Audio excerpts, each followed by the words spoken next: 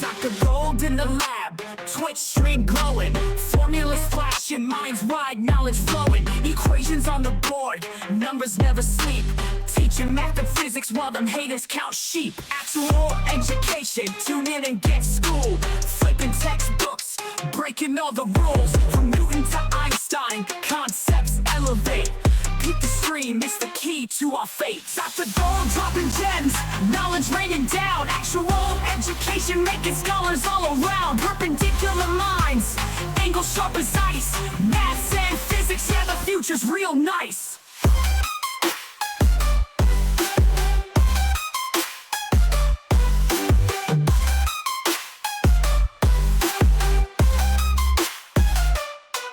Got the Pythagorean triangles about to flex, quantum theories on deck, breaking all the specs, relativity theories, worlds getting small, grasp the universal laws, standing tall. From the atom to the cosmos, we rolling deep, gracing up the stars, no time to sleep. Black holes and supernovas, concepts we unfold, brain power heavy, yeah, that's Dr. Gold. Dr. Gold dropping gems, knowledge raining down, actual education making scholars all around. Perpendicular minds, angles sharp as ice, maths and physics, yeah, the future's real nice.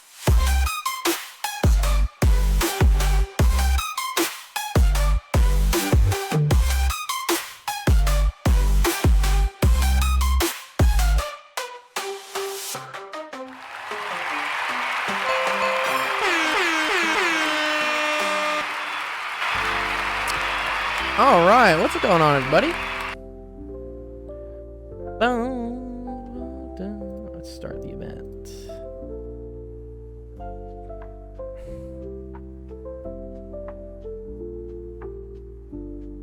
Math Pond, what's cracking, dude? Breasticle's here too, nice. And Denny's. Like notifications. We're streaming. Welcome, welcome, welcome. It's Thursday. We love Thursday. Thursday's great. Great day. It's Friday Junior is what they say sometimes, right? We're one day away from Friday. Cool. All right, nice. Let's see. What was today? Today's Air Max Day. I love Nikes. Good job. Big fan of the Nikes. We say checks over stripes. What's up, Gladiator? How'd your chem test go? Presticles is like, I'm gonna get you right away, dude. I'll get you right away with the pain. Here, you can come to the stage, Prest. Actually, can I like just give you perms? Let me just give you perms so you don't have to keep asking. I forgot what perms I need to give you. One sec. I'll figure it out. Edit channel, permissions. Stage moderators, Breasticles. There you go. Now you should be able to join the stage whenever you want. Perfect. That's dope. That's dope. Indeed it is. Indeed it is. Gladiator says, I think it went pretty well, but I messed up one question somewhat. Splo prolit part marks. Oh, so probably partial credit on that question. Yeah, I'm translating Gen Z language to, or probably Gen Alpha? No, not Gen Alpha, right? You guys aren't Gen Alpha yet, are you? What fuck ages these days? Gen Alpha? I think Gen Alpha. Oh shit, could be. Yeah, 16. Born 2010. Damn. Fuck, we're getting old. Oh no. Disqualified. Yeah, okay. Anyways, yeah, announcements for the server. So, usually tomorrow I would have Recess and Naroski would do like a golden hour, not a golden hour, sorry, a Gilded Method stream. But we're going to move some of those activities to Saturday. Because I'm going to be out tomorrow. So let's see, what, I put it in the announcement somewhere. Yes, okay, here we go, Saturday. Kid seats are still $5, but we also have a chess tournament. So if you play chess, or okay, so Gladiator, you're still Gen Z. You're on the tail end of Gen Z, technically. But if you play chess, come on by Saturday, 3 o'clock my time zone. if you look at this post on Discord, it'll tell you what time it is in your time zone. So it's super fun. Don't worry if you suck at chess. I suck at chess too. Oh no. But it's a fun time to just. The only way you get better at things you suck at is to keep trying to do them better. And playing chess is one way to get better at playing chess. I think it's probably the best way to get better at playing chess. I know you can probably do like games and like puzzles and stuff. Those are dope as well. But That's dope. Anyways, yeah, we'll have a chess tournament on Saturday. So sign up for the club. Register for the tournament an hour before it starts. I'll make an announcement in the Discord. I'll ping all you guys. Get all the annoying pings about it, and then we'll start. And it's cool. We play. I think it's called Blitz. It's not Bullet. I hate Bullet. Bullet's like way too fast. But we play Blitz, which I think is 5 minutes, and then there's like a 3-second regeneration. So every time you move, you get 3 seconds back on the clock. And depending how many people sign up, depends how many games we play. Usually it's been about 10 people that sign up. So that comes out to 3 to 4 rounds, which then ends up being about an hour. Yo, what's up, Zach? Shout out to Zach. Zach. There were a lot of fun streams today. I went and checked out... Stooky had a stream today about a math conference he went to. As always, we can always check on the calendar. Let's see. Let me see. I think Zach's gonna like the question I submitted. Zach's gonna like the question we're doing? Okay, Zach. I think so. Stick around, dude. It's probably the Laplace transforms or something. It's a transform? It involves one, yeah. Kind of. Nice. Oh, man, dude, I missed your podcast this morning. Sorry, I woke up literally at noon today. This jet lag still has me, like, fucking sideways, man. I don't understand what's going on. I really would like to start waking up before 10. But I hope your podcast went well with Penn Center. I saw Stooky's stream. You don't have any chem today for me. Beautiful. I like chem though. All right, but we do have streams tomorrow with Penn Center. He's gonna do hash functions. Ooh, that sounds fun. That's like good like cryptology type stuff. So if you guys want to learn about like how cybersecurity stuff works. And then Stooky's doing Get Good at Graphs. That's a cool title. Get Good at... I don't know what this stream is about, but I feel like I'd want to watch it. So, yeah, go check out Eric. He's another awesome streamer of ours. And then, yeah, we got the chess tournament on Saturday. And then looks like we're back on Sunday. Regular schedule. Cool stuff. So, that's it. That's all the news. That's the schedule. That being said, let's see. Probably got some questions already in the queue. Yeah, looks like we got 2. So let's go check them out, help you guys out with some homework, and here we go. All right, welcome everyone to Actual Education Office Hours. My name is Dr. Gold. This is the live stream that helps you out with math, homework, science homework. All sorts of fun stuff. Let's fire up TikTok and YouTube, and let's hope TikTok doesn't get mad at me for self-deprecating humor today. And then let me start the stream on YouTube. Go live. Yes, we are live. Chat. Select. Upcoming. Activate. I got flagged? Yeah, they did flag me for that. They got mad at me. They said I was promoting hate speech. I'm like, it's self-hate speech. Like, what? Disqualified. Like, what? It's not hate speech. 1 hour flight is 1 day of jet lag. Yeah, and I was on 14 hours of flight. So I guess I have 2 weeks of jet lag to get over. It's a mess. You low-key want to get good at graphs? Cool. Well, go check out Stooky's stream on sorry, I had it somewhere. Sorry. On Friday. It's at noon my time Pacific. But if you go to this website, again, actualofficehours.com, click on the streaming schedule, and you can go see all the cool streams that people are doing. Go check it out. Yeah, I got flagged for calling myself the R word for not being able to do things, and they flagged me for hate speech. I'm like, okay. Whatever. Let's see. Looks like we got 2 questions in the queue so far. So let's go spin. We got Mr. Silver. Dude, who is Mr. Silver, by the way? Who's Mr. Silver? Disqualified. Your question yesterday with the candy canes and stuff. No, it was TikTok, Sam. Yeah. No, Twitch is pretty tame. TikTok like analyzes live what I say. Like they look at my transcript. Mr. Silver definitely has 67 involved. Well, Mr. Silver gave us a heater of a question yesterday. It took us like 30 minutes to come up with the wrong answer. You're not that guy, pal. Trust me. You're not that guy. And then it took another like 20 minutes and Narosky writing up like a whole page to do a double proof by contradiction or something. Mr. Silver X. Oh man, I don't know if I keep wanting these Mr. Silver questions are tricky. Okay, whatever. Let's go choose a winner. See who we got and let's go gambling. Let's go gambling.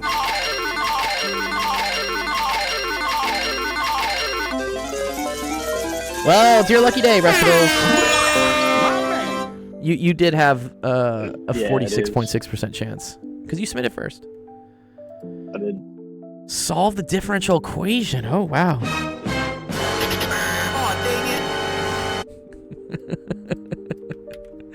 Do you like that I added that, Zach? Zach, I added this just for you. Oh, dang it. I did the thing. Yes. Thank you for the suggestion. It was pretty fun. Okay, let's try to figure this out. Sorry. Yo, what does this D mean? Sorry. Is this That's the derivative operator. So this is technically fractional order differential equation. Sorry, what? Wait, what? Are we doing an imaginary derivative? Yes. What's an imaginary derivative? So the start of it was in fractional calculus. They basically said, well, how would we define a half term? Right. Okay. And then it expanded from there to be able to do like imaginary order,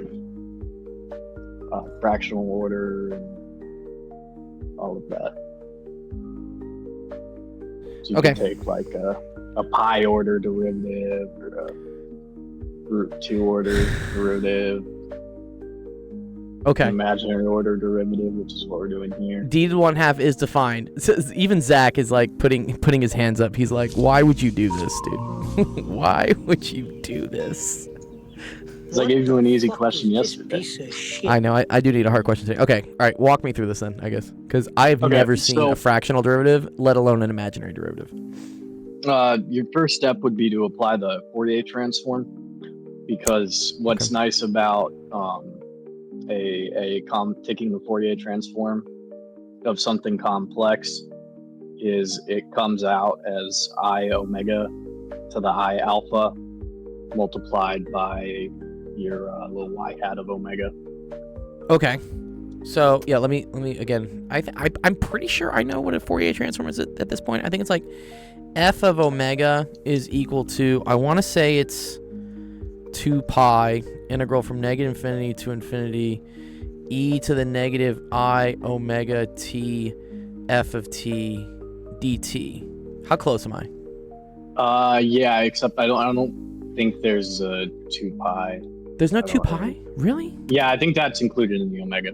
Oh, this is if we do it in frequency space. Okay, sorry. If it was f of like frequency, then it would be that. Okay. Question, is there a point where higher level math just becomes practically useless and pointless? Bullshit, not good. Thanks, Jeff. WStream. Jay, to answer your question, practically useless and pointless, it depends what level of practicality you're doing, right? If all you have to do is, I don't know, like weigh out food because you're a chef, then, I mean, pretty much you don't need any math past algebra. But if your job is to be, let's say, for instance, an aerospace engineer, you probably need to know at least some sort of like sense of differential equations in order to do like fluid analysis and stuff. And then if your job is to be a quantum gravity researcher, like if you want to like study like crazy things in the cosmos, then you need even higher levels of math. You need like set theory and, I don't know, like discrete and all sorts of crazy maths, which it's kind of like a choose your adventure, Jay. It depends what you want to do in life. And sometimes challenging yourself by doing math that's like above your level or like harder than what you're used to can inspire you to maybe go into fields that you wouldn't have thought of because you're like, oh wow, I'm actually kind of good at this shit. Or it's also like going to the gym. It just makes you better at doing easy stuff. You know, the amount of times I need to bench 315 in real life is like none. Disqualified. I never need to do that. But if I can do it, it means when I need to push something that's, let's say, like 180 pounds, it's really easy for me. So that's kind of why. Okay. Yeah, math is a tool for other sciences. Totally can happen. And then someone said, do you think anyone can learn math? Yes. I feel so dumb in college right now. Don't worry. I felt I can't use the word, but I felt really stupid in college too. That's a totally normal part of life. I think, don't worry. You're not the only one. Not everyone, nobody has their shit together. If there's any evidence in what's going on in the world. So just keep trying. And then, yeah, if you need help with questions, TikTok's blowing up today. Wow. They probably unbanned me from things. Go check out the website down below, actualofficehours.com. If you go submit a screenshot here, this is the website. Type in some sort of username I can recognize you by. Drop a screenshot in, hit upload.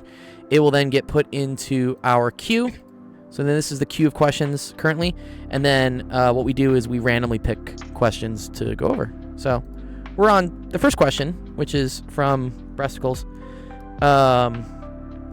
And all right, so let's dive into this a little bit.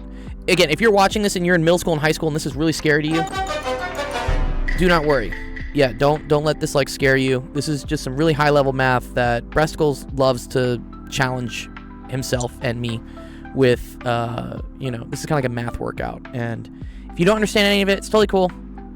We do all sorts of math questions down from like middle school up through, I'd say this is like graduate college. But Yeah, it's probably something. I just came up with this. it's probably something. Yeah. Okay. All right. Okay. So this is correct for a Fourier transform, correct? Yeah. Yes. Yeah. But we Okay. technically won't need that, like, We technically won't need this. right now. So what we would do is when we apply that Fourier transform to Uh-huh. our original equation, and for simplicity's sake, just to make it look prettier, I said let lambda be equal to that coefficient on the right, the gamma plus I beta. Oh, okay. I You're just said gonna call this let's gamma. make that equal to, Okay, that's fine. or Okay, so, yeah, let's lambda. let gamma plus I beta equal lambda. Okay, sure. So now we have Yeah, just put d to the I easier. alpha y of x is equal to gamma y of x. Okay, I'm Yes. cool with this. So when we go ahead, we're gonna apply our Fourier transform, and that d of I alpha y of x Yeah. is just gonna become I omega to the I alpha of y hat of omega. Okay, one sec. I need to like. First of all, Radish, what's up, bro? don't say hi too many times. I gotta put like a timer on this. One sec.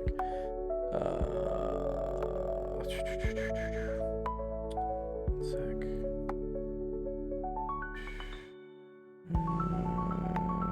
Man, I think it's so difficult. Edit. There we go. Customization. Flow mode. 10. Cool. There we go. Okay, that's fixed. Okay. All right. So I'm gonna apply a Fourier transform onto, I'm assuming f of t, and is this, am I applying it to the whole thing or just to y of x? I'm curious.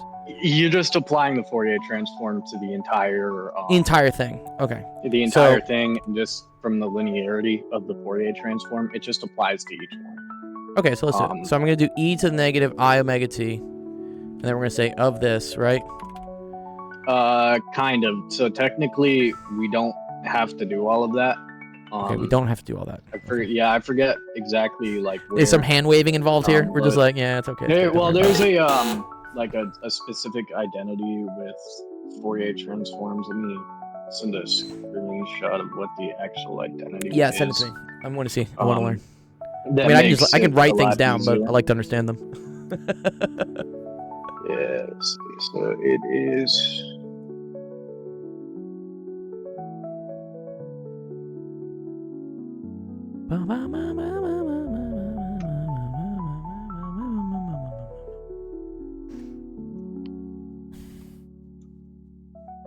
And then tell me where you're posting them. There you go. Perfect. I just sent it in chat Gotcha. right there. Awesome. Yeah, that's right. Chat there is amazing. Okay, so let's see. Okay. Assume alpha is real and the imaginary derivative is defined by its Fourier multiplier. Where... what does this F here mean? What's this? It's like function. Yeah, that's the Fourier transform. Oh, sorry. Okay, the Fourier Okay, so this is the Fourier transform.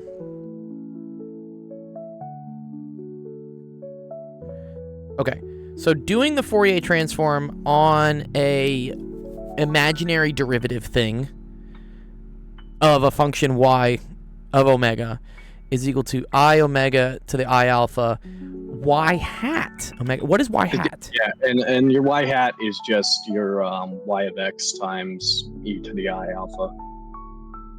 Oh, okay. It's well, the integral of it. So it's basically what you had already written for the Fourier transform. Yeah. And then this is dx, I It's assume, right? just, Or is it d alpha? dx. dx. Okay, cool. All right. Okay. So I'm gonna do that to this, and I guess what we're gonna get is this in no? This doesn't depend on x, so I don't care. Okay, so this is to the I alpha. And you can just leave it in terms of that y hat. Sure. Because at this point, it's something that we could just solve for algebraically. Okay. And then this is still equal to gamma y of x. Oh, sorry. Sorry, this is y No of x. integral on the y hat though. Oh, no integral.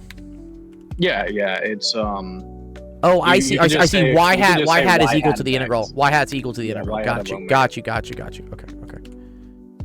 I see. Okay. Gamma y of x. Okay. We also apply the Fourier transform to the right side as well. We also played the that Fourier also- transform to. Yeah, sorry. so that becomes y hat as well. Uh-huh. Oh, yeah. I see. And then, I see. no, So when you say dx. because so the Fourier transform like acts on the derivative part and then it also acts on the function part, and when it acts on the function part you just get a y hat of x, and there's no dx here anymore. Yeah, it's just like a multiplier. It's just I don't actually entirely know where it comes from, but it's just kind of the identity It just is what it when is. you apply it. Yeah, when you apply it to that derivative operator. Okay, cool. All right, so we got to here. Yeah. I'm cool with this. Do I just divide by y hat of x? You would subtract. I would subtract. Okay, got you. All right. Yeah. So if you subtract that- the full that lambda over. y hat of x and then factor it out. Good. Okay. This is like happy algebra. I'm happy with the algebra if we just like wave our hands enough at the other stuff. What does Fourier do? Fourier is really cool, man.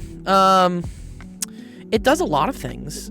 For the practical sake of like experiments and things, it's a way to represent a time series as a superposition of a bunch of sine waves, or sine and cosine waves, I guess. I think it's just sine waves because they just have phase shifts. There's a sine and there's a cosine Fourier series. Right, yeah. So it's a way, like, let's say, for instance, you had some data that looked like some crazy whatever the stuff. You could imagine this as, I don't know, like a constant, well, this wouldn't look the same, whatever. You imagine it as a constant wave like this with one frequency on top of, I don't know, let's say like another wave that somehow just does that. But it's about putting a bunch of waves on top of each other to describe a time series. And then from that, you can start doing some fun filtering things. So say, for instance, you have a time series, and when I mean time series, it's like you took some data, and let's say your data looks like all like stupid messy and stuff like this, right? A Fourier transform allows you to identify within that messy data, which is a bunch of waves acting at the same time. You can pick out, for instance, like certain frequencies of waves. You can be like, oh, cool, well, this one's doing this. And then I also have, I don't know, something on top that's maybe doing this. And you can like filter them out. There's some cool stuff. Mathematically, I think it's just like, it's sometimes easier to evaluate integrals in what they call like frequency space, I guess, or K space, omega space. I don't know. Just different names for things. And it's similar to a Laplace transform where it makes the calculus and the algebra nicer to work with. And solving, PDEs. I never took PDEs, so, but I imagine it would also be useful for, stuff like that, solving partial differential equations. Yeah. Sounds really useful. Yeah, it's really powerful. Yeah. Yeah, if you want to learn more about Laplace transforms, which I think are also stupid powerful, make sure to go to Zach's streams on, I think Wednesdays is when he's doing like his differential equations. Or his like Laplace transform stuff. And also he's getting ready for a big math talk that he's going to talk about Laplace transforms and like how to teach them. So It's technically also a Laplace transform right here. Is this a Laplace transform? Okay. Yeah, Right, the so we- Fourier's transform is just a special case. A special case of the Where it's Laplace purely transform? Yeah, it's where it's purely imaginary. Oh, that's cool. All right, so this is all equal to 0. I agree with that. Cool. Mhm. So then that means I have two solutions, right? Either this equals 0 or this Yeah. equals 0. And Yeah. so here's where it kind of gets into the weeds. Because we're not in the weeds already? Like what? What? Yeah. So we know that if our y hat is equal to 0, Yes. that our y of x is also equal to 0, and that's trivial. That's true. Yeah. We don't need that. Right. Yeah, so 'cause- that means that our I omega to the I alpha has to be equal to our lambda. Okay. And so we can go through solving that, and then it gets a little bit more into the weeds. Let's go. Because I mean, this we get isn't too much of into the weeds. complex I mean, logarithm. I can understand if this is an integral and it's going from negative infinity to infinity. This is never going to cancel itself out. So I understand why this would need to be 0. Well, it also it kind of gets more into the weeds because later, after we figure out our solution to the right term, we would end up defining our y hat of omega as a delta function. Like a Dirac delta off of- function? Yeah, just off of Oh. like, sort of inspection. Okay. Because once we solve for the I omega to the I alpha is equal to lambda, we're going to get a bunch of frequencies. Oh, are we going to have to where- reverse transform back? Yeah. And so once we solve this Oh, dear. and figure out like our frequencies, then we basically look at it via analysis and say that it's a delta function because it vanishes everywhere outside of these specific frequencies where I omega to the I alpha minus lambda is equal to 0. And then Okay. so we would call it a delta function and then do the reverse transform of the delta function. I'm super curious. Like, while we work on this, I'm just going to give this to ChatGPT. I want to see. I just want to see it like choke on it. The problem with it when I ran into it is it kind of gets to a correct answer, but it basically just like throws in like, oh, we know these eigenfunctions, it's got to be a e to the function, but it doesn't really work that way because the complex logarithm is multi-valued, so we need to add up a bunch of different values with the summation. Okay. All right. So what do we do from here? Okay, so we would go ahead and just solve that for lambda We're by going taking the log of I omega. to. So you want me to leave this as lambda? Oh, sorry. Are we solving for gamma or lambda? We're solving for omega. Oh, omega. What am I? All these Yeah, Greeks. dude. Yeah, think of Greeks. it as we're saying like a function m of omega, which is what we're solving for now, times the y hat of omega. So we're finding our specific values of omega or our frequencies where this term is equal to 0. And those frequencies are going to be the only terms where y hat of omega is going to be allowed to blow up and Okay, so still satisfy our I'm going to take the ln of both sides then, right? So I have ln of I omega times I'll I be alpha. the log. I can't just... Why can't I do ln? Because it's a complex log. It's a What the hell's a complex log? It's basically for the complex values, it's multi-valued for the logarithm, so we have to man, dude. redefine it as the ln of r plus the argument. Wait. He says Zach's messing with me. He's like capital LN. Okay, fine. All right, I'm just gonna write log. Okay, so we're at that, and then I gotta move the other thing over, right? So that I get log. I don't know what is this. Log I guess, right? Plus log omega. These are log rules. I remember these. Equals log lambda over I alpha. Is this equal to 1? Is this because is it log base I? No, not exactly. Oh, So I would I go ahead and back up instead of doing the log of it raised to the I alpha, just do the log of I omega. Oh wait. Sorry, what? Just do the So log. this is I when omega. this is when complex analysis comes really Wait, where did helpful, this thing because go? we know Where did that I alpha go? We know we're not worrying about that right now. We're just 'Cause not we can gonna worry just about multiply it. We can just multiply that in later. You know, e to the 2I pi equals 1. Yes. Naroski's like, what are we even doing anymore? You're not that guy, pal. Trust me. You're not that guy. It's okay. It's okay. We're going through the weeds. We're gonna figure it out. Yeah. Dude, I am worried though if even Naroski is like, yo, what the fuck is this? Let's keep going. I love it. All right. So I'm gonna leave this as just log of I omega, right? Is equal to log lambda. We cool with that?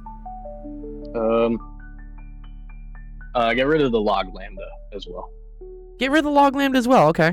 Yeah, so we're gonna start by just evaluating what log of I omega would be, just as a complex logarithm. Oh, just as a thing. Okay, cool. We're looking at complex logs.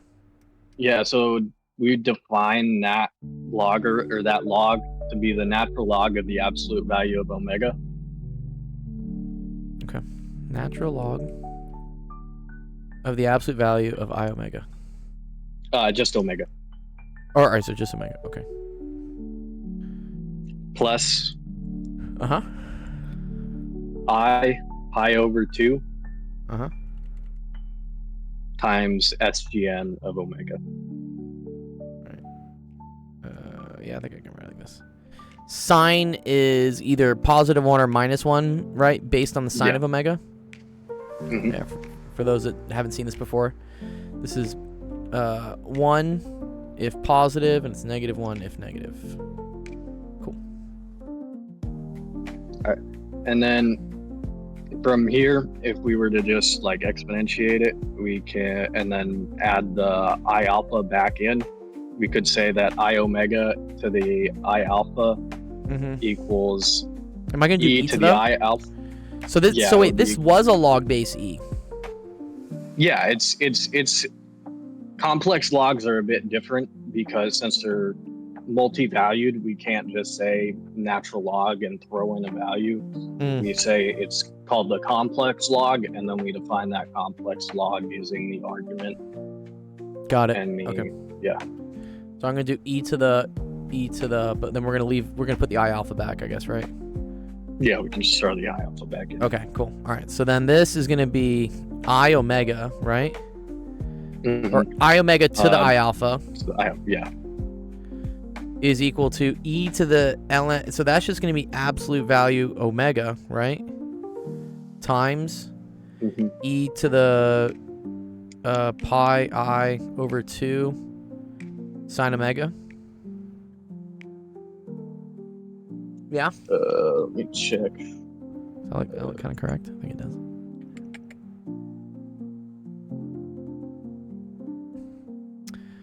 Yes, Dante, I can definitely help you with the calculus problem. Not quite. Okay. Um, Dante, go to the website. No, and I send me a left screenshot. I left the ln up in the exponential because it works out a bit easier later. Oh, okay. But because we're considering or multiplying in the I alpha, it becomes e to the I alpha natural log of the absolute value of omega minus that SGN term.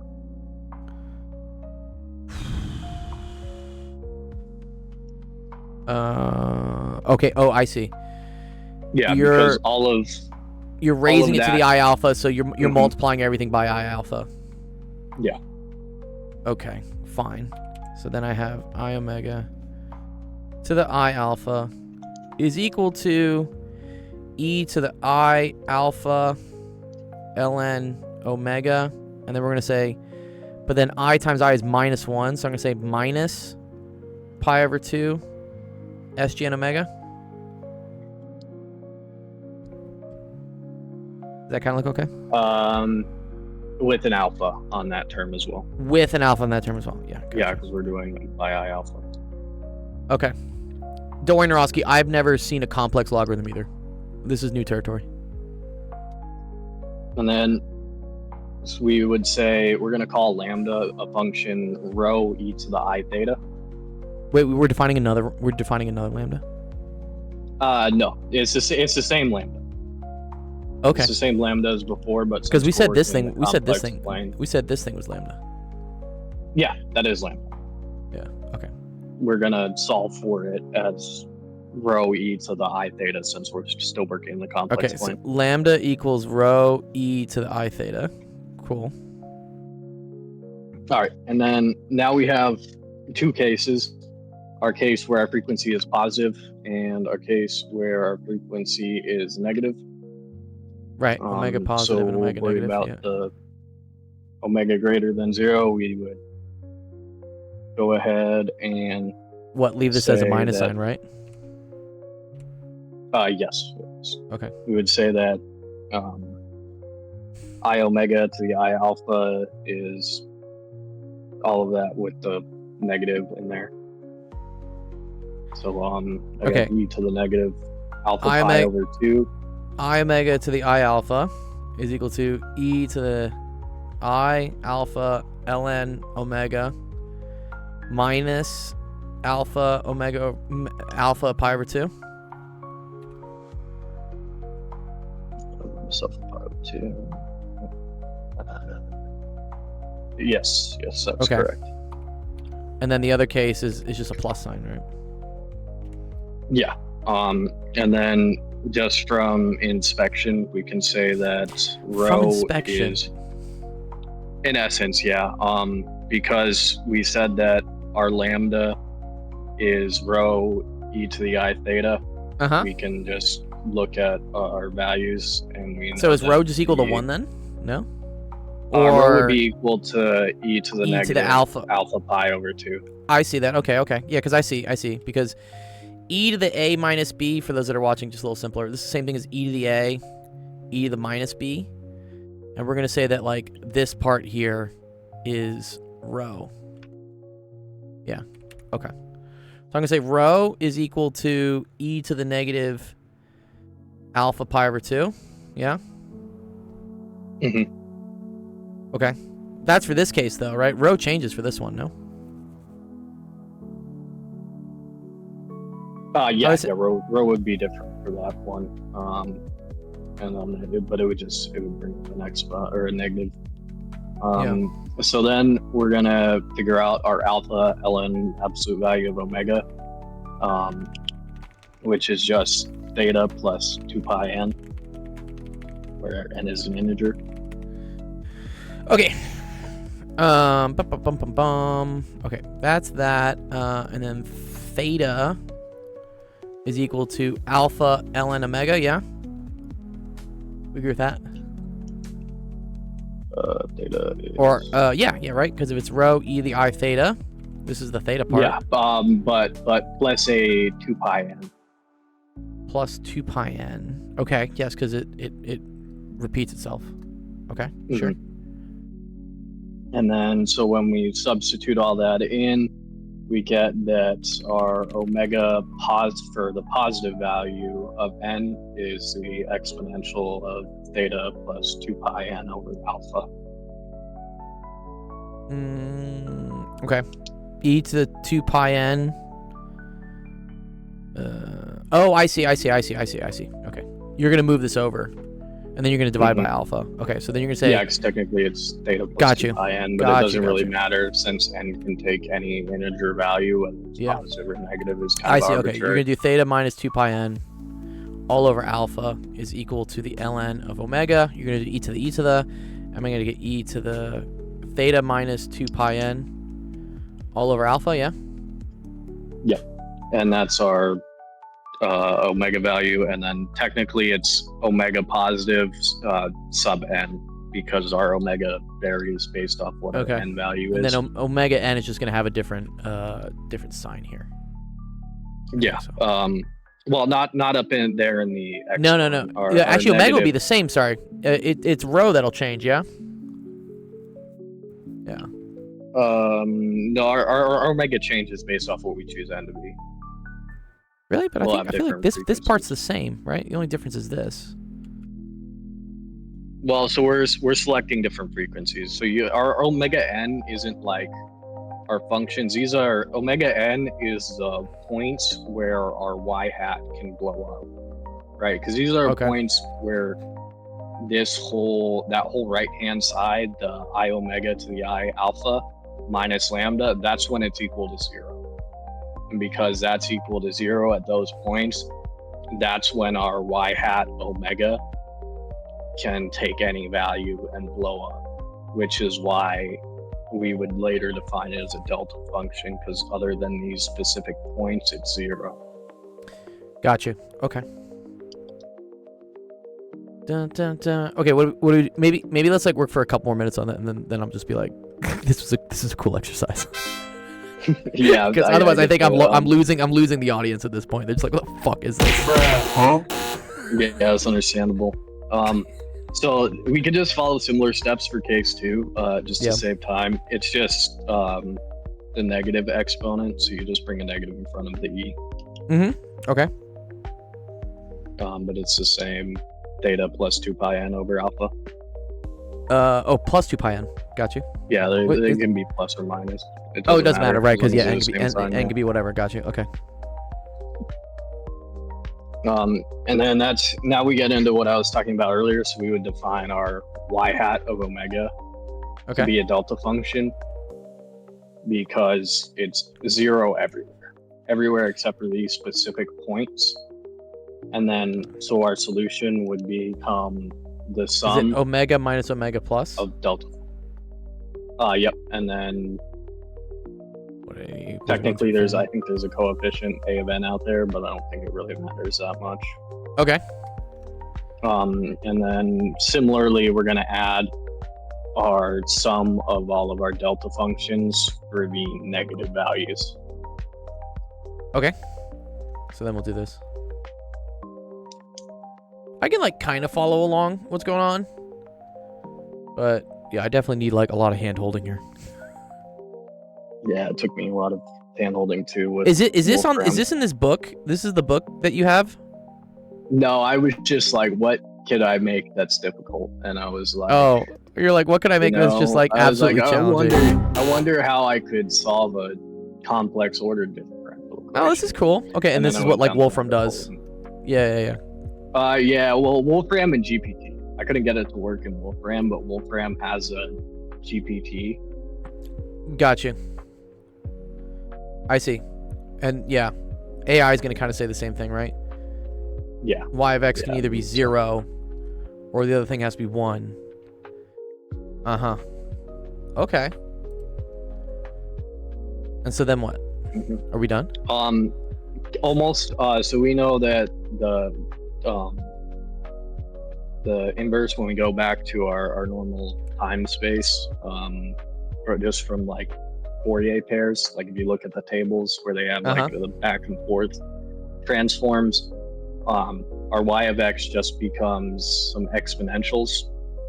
So you would get the sum of n of e to the I of our omega positive times x, and then the same thing but for our negative. Okay. The this. x would be up in the exponential as well. Gotcha.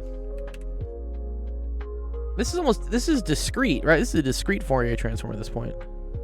No, it's technically not discrete, because we're not doing a summation like as part of the Fourier transform. Gotcha. It's because our logarithm was multi-valued, So Mhm. for each value that we could pick of that logarithm, we'll get a different frequency.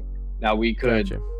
take a look at it and say, let's worry about what's called the principal branch, which is basically like just saying the normal logarithm, and let's just not worry about all this other stuff. But what we're considering is just the Nareski sent something. Dude, y'all are speaking a different language here, dude. I love it, dude. It's cool. It's cool to see like all the But- different types of math. My opinion after learning from Mr. Beast, Mr. Breast. Breast. Oh, I saw Mr. Beast first. I'm like, what is Mr. Beast doing this? Because maybe maybe Naroski knows about transforms. Oh, okay. I think he does. Cool. Maybe. I'm not sure if he knows it. But yeah, I so see. those summations are just like when we consider the general solution to a differential equation, it's every solution. Yeah. Like when you solve a non-homogeneous one, you take the homogeneous solution and then that extra Yeah. solution and sum them. Cool. Okay. So are we done? Is this good? Yeah, pretty much. Nice. And then you could just substitute in your lambdas, but it just makes it a really shit show of exponentials to exponentials. Cool. I learned about some new things. Yeah, even with something that's like super confusing and I've never seen before, I always appreciate being exposed to new things. I think it's a very valuable thing in life. Yeah, clap, clap, clap. IKEA's like, oh, great question. I solved it a while ago. You did not, IKEA. No, I appreciate. Honestly, like Brescos, this is cool that you just like go out of your way to just like go like, hey man, this isn't like solved. This isn't in a textbook. You're just like, oh, what would happen if I did this? Yeah, I couldn't really find anything on it anywhere. That's why I kind of had to crutch ChatGPT and then hope that the process was correct. And You sure you don't want to be a math major, was dog? correct. I feel like you should be a math I am major. a math major. Oh, I thought you were engineering. No, I'm a double major in computer science and math with a minor in Oh. physics. Okay, there we go. So Oh, I'm with the doing, minor in physics. All of it, yeah. Oh, beautiful. What happens when you show your professor this? I'm just curious. Have you No, I tried didn't showing show your him professor none this? of this. What would happen if? Why If don't I you show it could. to him? I just don't. Oh, okay. I think it'd be cool. Like I've done other I would stuff, just but I would just say, like, myself as a professor, if like a student came to me with something like this and it was, you know, in my wheelhouse and challenged me, I would be much more apt to writing you like a really nice letter of recommendation, because I'd be like, oh, this person like is genuinely interested in this outside of school. Just, you know, help yourself yeah, out. it is. Now, granted, in fairness, though, I have a tendency to forget to turn in homework, so they probably would look at me and be like, "So you got time to solve all Oh, this, but no. not do your homework." Yeah, we need a course correct. Yeah, it's okay. It's okay. But, That is the I mean, number in one fairness, thing they'll come after you, though, is for not turning in homework, because they'll be like, talent is great, but laziness is like, well, my argument is that I'd rather spend like an hour and a half, 2 hours solving something like this that challenges me and gives me Yeah. something new and like gives me a better understanding than like busy work. doing an hour and a half of repeatedly just solving different like I know. It's just integrals boring. or Yeah. derivatives all over again. Yeah, yeah. You're definitely not the typical student for sure. It's all good. All right, cool. Fun question. All right, let's see. Pratosh says, could you teach integration and differentiation? Wow, I mean, that's like 2 whole semesters of calculus. I don't know if I could do that in an hour and 52 minutes. Pratosh, if you have a question about integration or differentiation, I'd be more than happy to go through it here. So again, yeah, if you submitted a question to our queue here, these are the current questions in the standings. If you want your question to get selected first, if you want to like boost your chances, you can always click this upvote button here every 3 minutes and it'll give you extra votes. Bomb your teacher? You're Don't not do that guy, that. pal. Trust Oh, me. no. You're not that guy. I don't condone that. Okay, all right, let's go choose a winner. Let's see what we're gonna get next. Let's go gambling!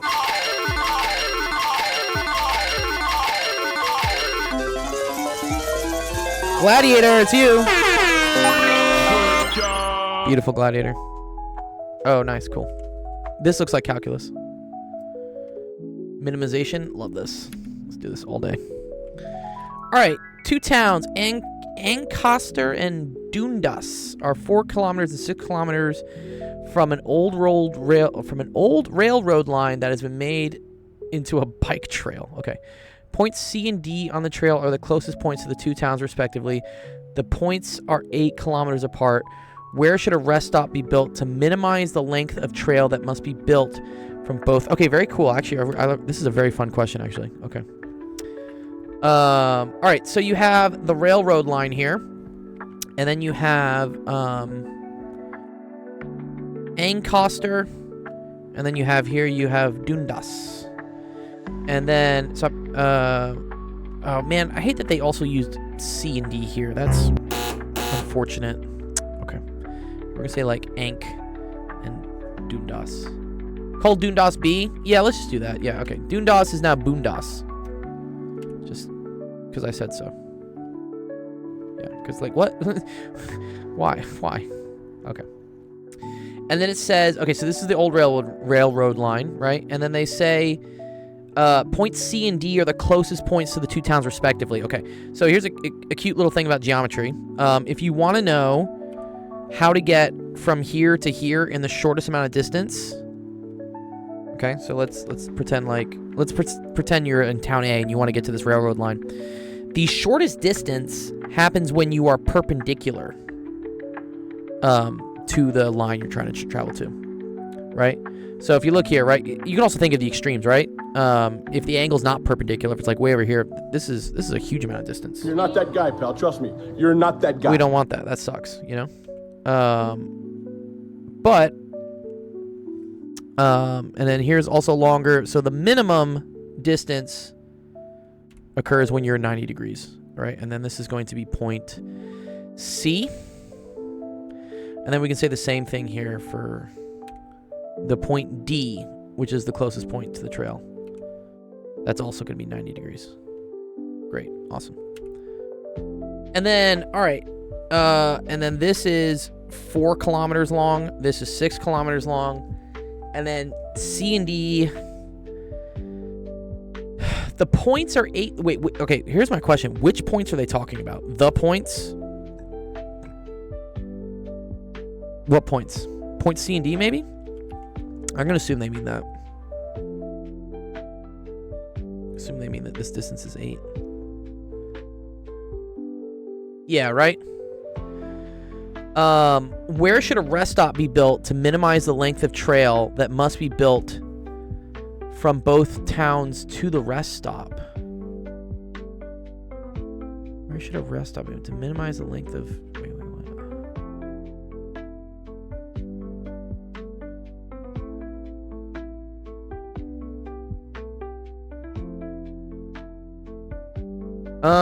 Wait, is the rest stop on the trail? Know that A and B could be on the same side of the track. That's true. That's true as well. I want to draw triangles. Call me Pythagoras. Yeah, triangles are dope. That's dope. Okay, I'm just confused about the question. Where's the rest stop? Is the rest stop just somewhere like over here? Is it just somewhere randomly? Like what? I assume the rest stop would be... Oh, I see. This is not built yet. Uh-huh. I got it. All right, I see what we're doing. Yeah, let's draw some triangles. I agree with that. Let's do that. The trick is actually a civil engineering problem, not calc, and the correct answer is wherever the most inconvenient for the flow of traffic. Or it could be a... Okay. I think I understand what we're doing. So this is what's happening, right? Yeah. I guess so. Okay. And then... Where should a rest stop be built to minimize the length of trail that must be built from both towns?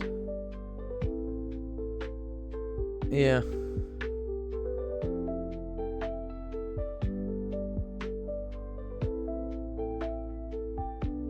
Minimize the length of trail that must be built from...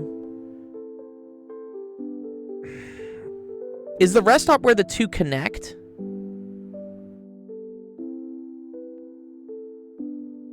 I think I kind of understand this.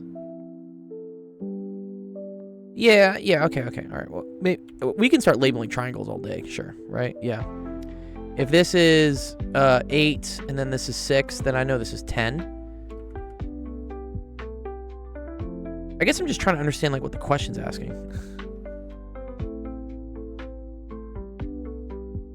Do we want to build like a new trail so that like someone like does this and like ignores these things? You guys with the questions today.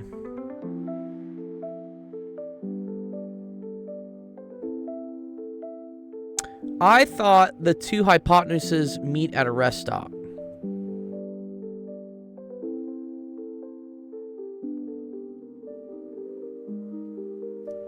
Okay, so you could say that. I think I kind of understand what you're saying. You're saying A and B are not on different sides of the railroad track. Let's do this.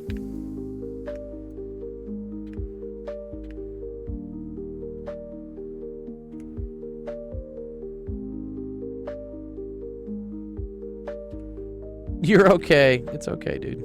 It's okay, Endeavor. Okay, this is gonna be like Boondoss.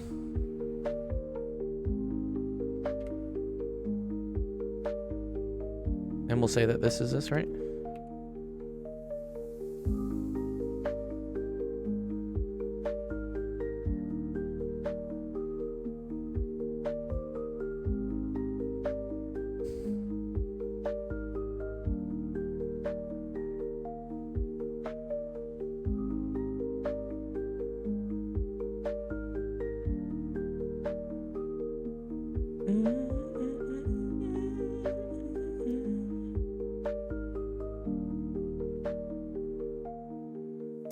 Is it where they intersect? Yeah, I mean, I'm still confused at what the question is even asking.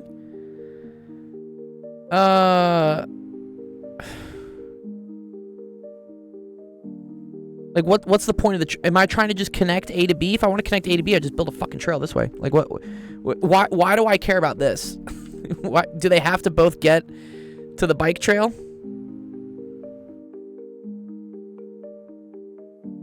Where should a rest stop be built to... Well, yeah, I don't know what the fucking question's asking. I think you would use your trig to figure out the intersection length of the hypotenuse, and then add the two hypotenuses together, and then minimize that. Because I think the rest stop has to be on the trail. Okay.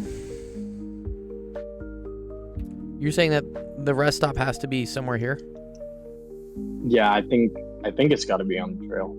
I'm not sure. Where should a rest stop minimize the length of trail that must be built from both towns to the rest stop? Oh, okay. I think I see what you're saying. Yeah, so then You're I saying think that the trail to the hypotenuse. Something's got to be from here.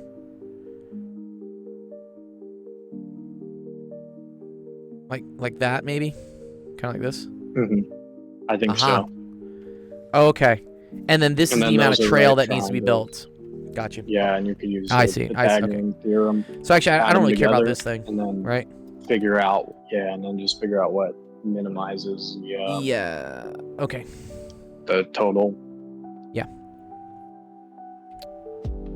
Super weirdly worded question. But, okay, so we're trying to figure out where we need to place this thing such that the total amount of trail distance that needs to be drawn is the least. You can kind of think of some extreme cases. Let's say, for instance, that the rest stop was placed here, right? Do you mind me trying to help? What's up? Do you mind me trying to help? Oh, I would love for you to help. Yeah. What's up? Yeah, because I'm too tired to keep sending pictures of You're okay. 013. What's up? So if we let R be the rest point on the Yeah. line CD, right? Yeah. Denote CR as X, then Yep. RD is gonna be 8 minus X. I agree with that. Yeah. And then RD is equal to 8 minus X, right? Yeah. Yeah. Then reflect point A along the line CD. Reflect it along the line CD. So you mean like over here? Yeah. Okay, sure. Okay, we'll call this like A prime. So if you can you copy the line you drew, like the line AC? Can you copy it and paste it? Yeah. Yep. Okay. Now, if A prime is the reflection of A, Yeah. along line CD, then AR plus RB Yes. is going to be equal to A prime R plus Plus- RB. Ooh. This is actually really clever. Okay. So yeah, okay. This plus this, which is what we're trying to minimize, right? So we're trying to Yeah. minimize AR plus RB. I agree with that. But then you were like, oh, well, wait a minute. If we reflect this across, then this distance is the same as this distance. Okay. Yeah, cool. and this happens because the line CD becomes a Perpendicular bisector. perpendicular bisector. Yeah, exactly. Okay, cool. Okay, so now we're trying to minimize A prime R plus RB. Yeah? Yeah, and I'm sure you can see that it's minimized when they are collinear. Correct. Yes, because if Yes, and this is because the sum A prime R plus RB is Yeah. always greater or equal to A prime B. yes. Yeah, exactly. Right. Yeah. So just visually so I can show people. Yeah. If let's say for instance it was shifted off center, right? Like kilter. Then this would be it. Right? And this distance is obviously longer than this distance. It's kind of like stretching out a bow. And then Yeah, also if we- exactly. yeah. Oh, that's very cool, actually. Right, okay. So straight line is the shortest path in boring old 2 dimensions. Yep. Okay. Yeah, so this is cool. This is cool geometry art. Again, I was gonna brute force this with Pythagorean theorem and then just do like, you know, try to use calculus, but you don't need to. Right? Yeah. Shortest distance is when A prime R is collinear with A prime B. Okay. Yep. Okay. Cool. And so, Yeah, no, it's just a matter of similar triangles now. right. Yeah. Okay. So this distance is 4, and then this is. Let me think about similar triangles. Similar triangles means that I need the ratios to be the same. Yeah. Yeah. So I need the ratio of this to this to equal the ratio of this to this. Exactly. Cool. Okay.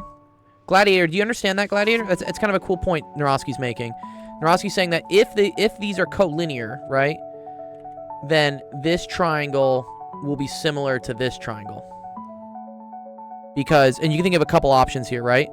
Because they're both going to have a 90-degree angle, and also the same angle here, which means they also must have the same angle here. Yeah, this is very cool. This is very, Narowski, thank you. Very cool. Okay, so the blue triangles must be similar. Exactly. I was also going to set up a Pythagorean and take a derivative. That is the hamburger freedom cheese lover American way of doing things. But our friends over in Europe have like more elegant solutions to things, which I think is really cool. It's fucking awesome. All right, blue triangles are similar.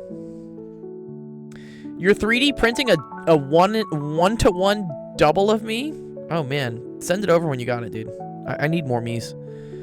Okay. Blue triangles are similar. Okay, so by that, And we know that this is equal to x, and then this is 8 minus x. Oh, this is super cool, man. So 4 over x is similar to 6 over 8 minus x. Let's just solve. That's 32 minus 4x is equal to 6x. 32 is equal to 10x. X is equal to 3.2. Yeah? Yep. Nice. I think it's really cool. Fuck, that's dope.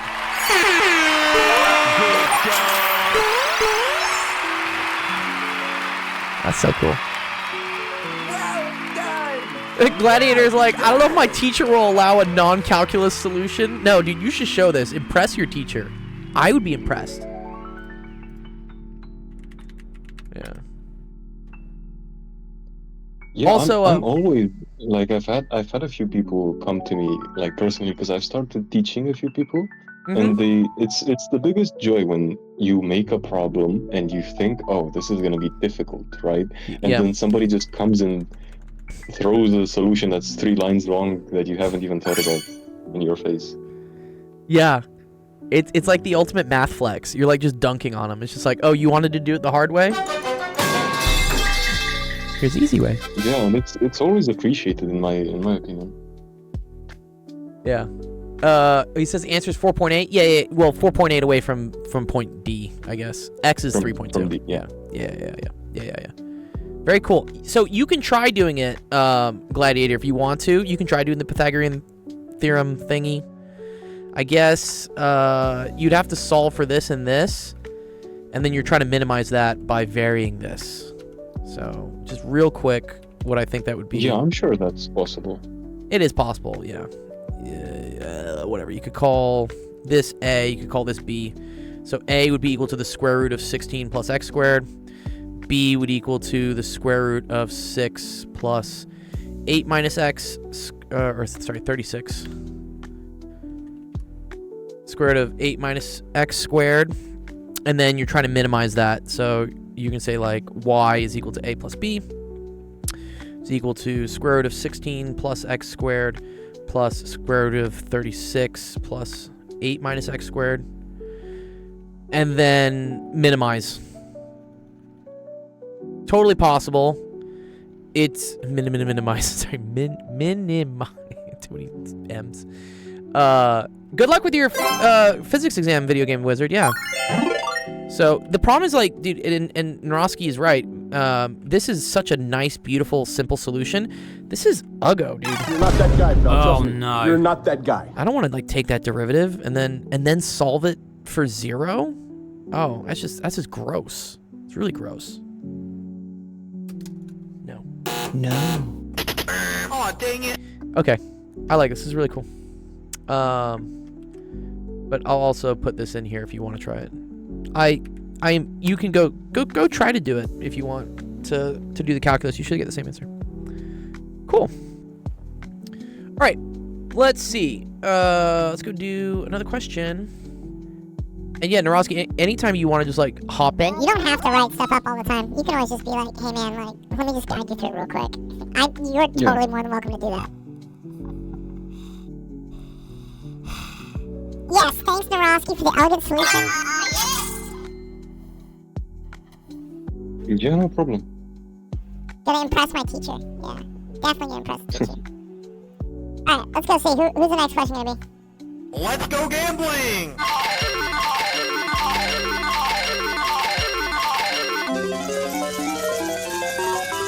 It's Laplace. Almost Dante. It was almost you. Laplace won with an 8.9% chance. Oh, okay. More physics. I love physics. Send diapers to Dr. Gold? Why do I need diapers? Poison. Dude, what? Surprise, motherfucker. Why? Why do I need diapers? I probably needed diapers for the first question, honestly. I was shitting my pants the whole time. I was like, wait, what's going on here? It wasn't that scary. It wasn't that scary. I think it more felt like I don't know, like I was just lost in the sauce, and I was like, oh, okay. Yeah, that's how I felt when I was solving it. I agree. But being comfortable being lost in the sauce is a very valuable thing in life. Very valuable. I think a lot of Indeed kids it like is. shut down. The second they get lost in the sauce, they're like, nope. No. I'm done. I'm out. Gotta keep going. Peace. Okay, let's see. Parallel plate capacitor has square plates of L separated by distance that. It's connected to a battery of EMF 12 volts until fully charged, and then disconnected while still connected to the battery. Derive the capacitance from first principles. First, starting with E is sigma over epsilon naught between the plates. Do not simply just quote this. Why not? Why can't I, dude? What? Excuse me? Boring. Boring. No. Okay. Okay, well, I know C is equal to Q over V, right? We know that. And then I think what they probably want us to do is to find...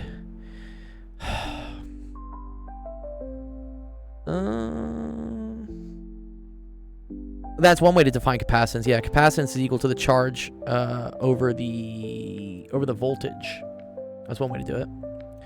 But you can also do it using Gauss's law, because I think what we're gonna do here is we're gonna figure out the potential from the electric field. Right? We're gonna figure it out from this because we know that potential. Let's see if I remember this correctly. No, electric field. Yes, no, electric field is equal to potential over distance. I think that's correct. I think E is V over D. Yeah, or you could use the Laplace equation. Just solve the Laplace. What? No, stop! No. It's actually like really easy in this case. You just integrate twice. Oh. I think we just need to use this. Okay.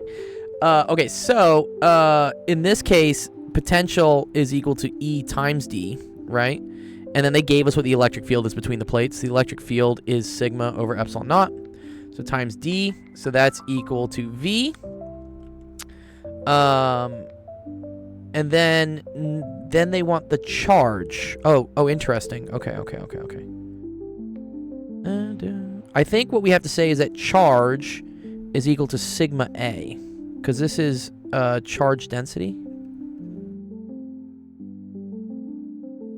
And then this is area. Okay, so I think eventually what you get is that V is equal to, well, okay, sorry. Let's step back, sorry. C is equal to sigma A over sigma D over epsilon naught. Sigmas are going to cancel. And you end up getting A epsilon naught over D. So that's the answer? Yeah, it is. Nice. Cool. I'll take it. That's good. That's a good start.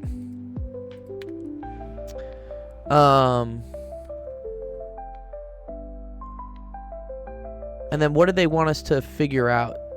Do they want us to do they want us to calculate it, or just, well, you have variables for this, right? Because then A is equal to L squared, and then you have D, and then you have that. Okay. Calculate the charge and the stored energy. Oh, okay. Well, if you have the capacitance, right? So then C naught times V is equal to Q. And then this is now equal to 12 volts. So wait, we can probably actually solve this. Sorry, let's solve this real quick. All right, so C naught is equal to, what's that L? 0.2 meters. So we're going to say 0.2 squared. Epsilon naught is 8.85 times, is it 10 to the minus 12? I think it is. Or, wait a minute. Yeah, no, I think I have that right. There's one where it's like times 10 to the minus 7. I think that's mu naught. I think mu naught is 4 pi times 10 to the minus 7. And then the distance is 4 times 10 to the minus 3.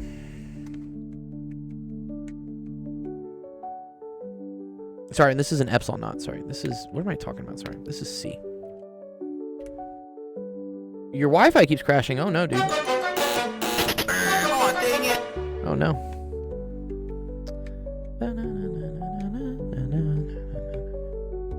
Okay, cool. So then this comes out to be...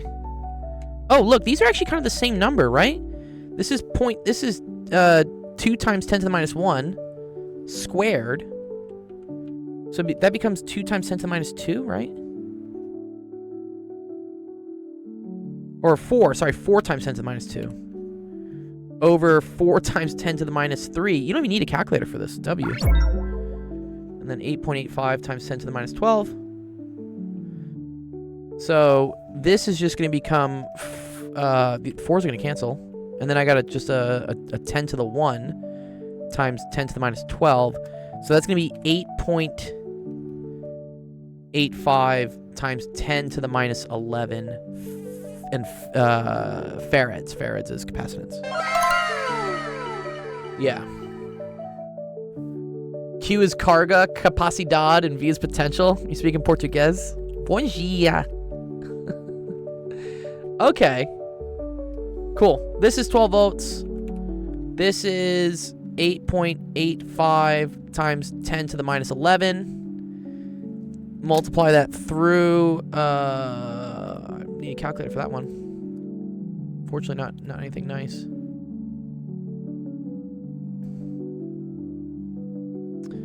Okay. Calculator time. 8.85 e to the minus 11 times 12. And that's going to give me 1.06 times 10 to the minus 9. Oh, cool. So Q naught is 1.06 times 10 to the negative 9 joules. And then if you want stored energy, so sorry, this is part 2. This all here was part 1. Mu naught for a capacitor is equal to 1/2 CV squared. So that's going to be 144 over 2 times 8.85 times 10 to the minus 11. Sorry, and this is coulombs, not joules. Sorry, Q's and coulombs. So, what is that? 72. Or actually, we can just take our original thing here and just multiply it by 6, right? Because this was times 12. We're going to times it by 72. Cool. And that gets us 6.37 times 10 to the minus 9.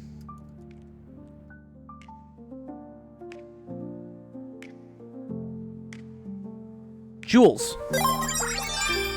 Cool. All right. Last part.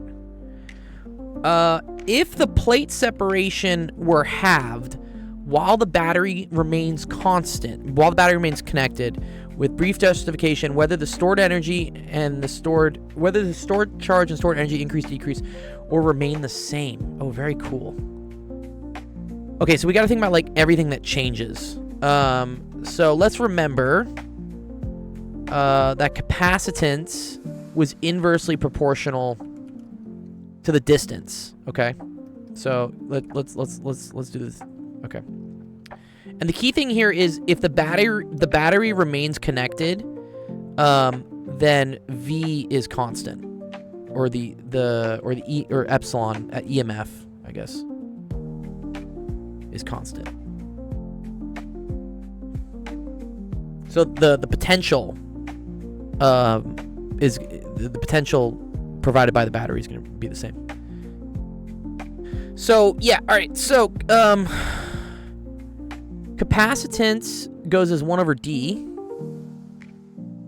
So capacitance goes as 1 over D. All right.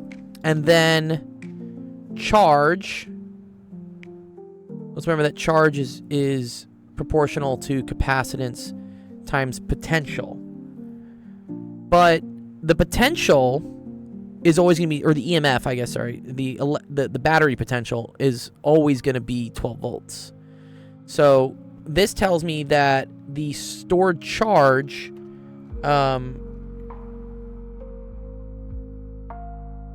the stored charge should decrease then, right? Well, let's think. Okay. Oh wait. If plate separation, plate separation is halved. Sorry, we're not making it further apart. We're putting it closer to. Okay.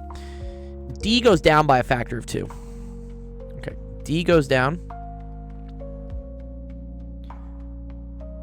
by a factor, or let's say by a half. So C goes up.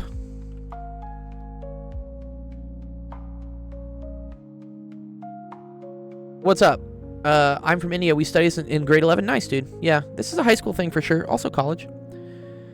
So C doubles, V stays constant, so Q increases. Okay. But then let's think about energy. So mu naught is equal to 1/2 CV squared. Same argument here, right? The potential of the battery is going to be the same. So I think mu also increases. And I don't think it's Q over D squared. I think it's just Q over D. Yeah. Cool. And then the justification, you can say like battery maintains V on capacitor.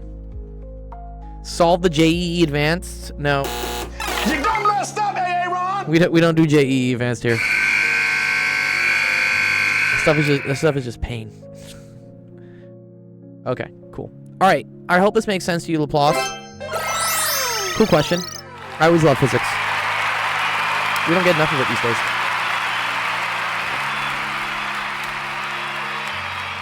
Well done! Well done! What's up, Alistair? Haven't seen you in a hot minute. What's going on? Still got the JBL speaker?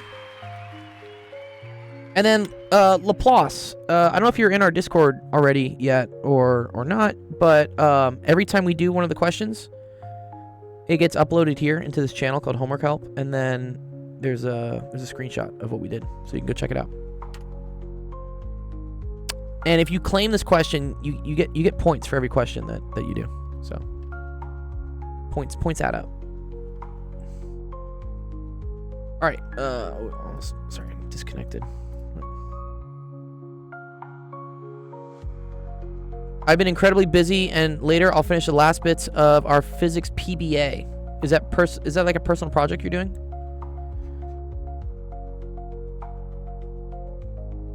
Oh, this is cool. ChatGPT also used the reflection idea that Naroski did. Oh, that's cool. All right, let's see. Let's spin the wheel. See whose question we're gonna go through next. Let's go gambling!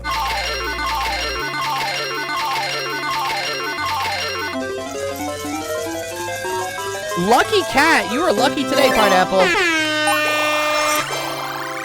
You had a 20% chance. Oh, is this it? This is all we have to do? This will be quick. I'm happy. ChatGPT doesn't solve our JEE. I bet it can. I bet it can these days. Ah, interesting. Yeah, Naroski, you've noticed that ChatGPT is getting better at finding the competition level tricks. It's really cool. I wonder if they're training their data sets on it. It must be, yeah.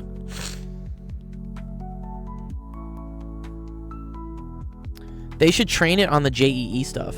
That's what they should really do. Okay. X-intercepts are found in rational functions. Okay. By letting x equal 0 and solve for y. Well, not quite.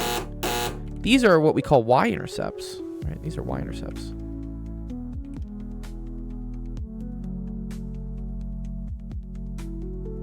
Okay. Letting f of x equal to 0 and solve for x. Yes. I agree with that. This is impossible. No. No. And then all of the above is also not right. Surprise, motherfucker! Cool. Nice. Yes, so I think the answer there is B. And you got another answer for this one. Let's see.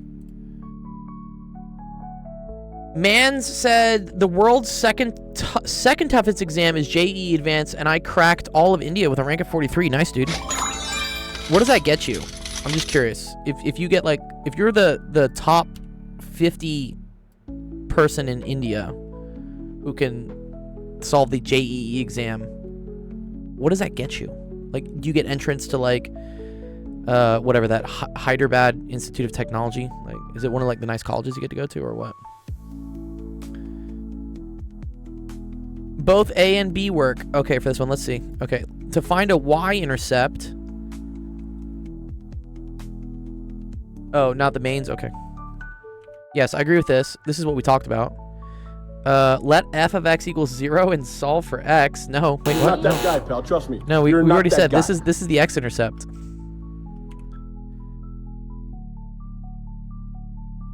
Alistair, come on. I know you're smarter than that. So this is wrong, and this is wrong.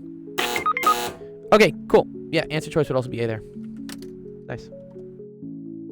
I agree.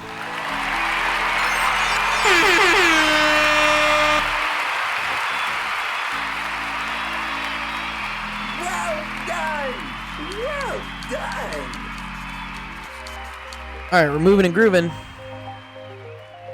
Who's gonna hit me with something hard? I'm guessing it's Mr. Silver. I know Mr. Silver. I remember Mr. Silver's question yesterday. Optics? What optics are we speaking of here? Okay. I also don't like optics, yeah. Disqualified. Okay. Let's spin the wheel. Choose another winner. Let's go gambling.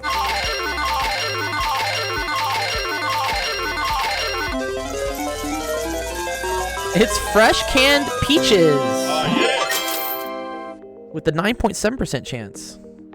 Dante, I know you're here, dude. 18%. You're close. You're getting there. Okay, here we go. One sec.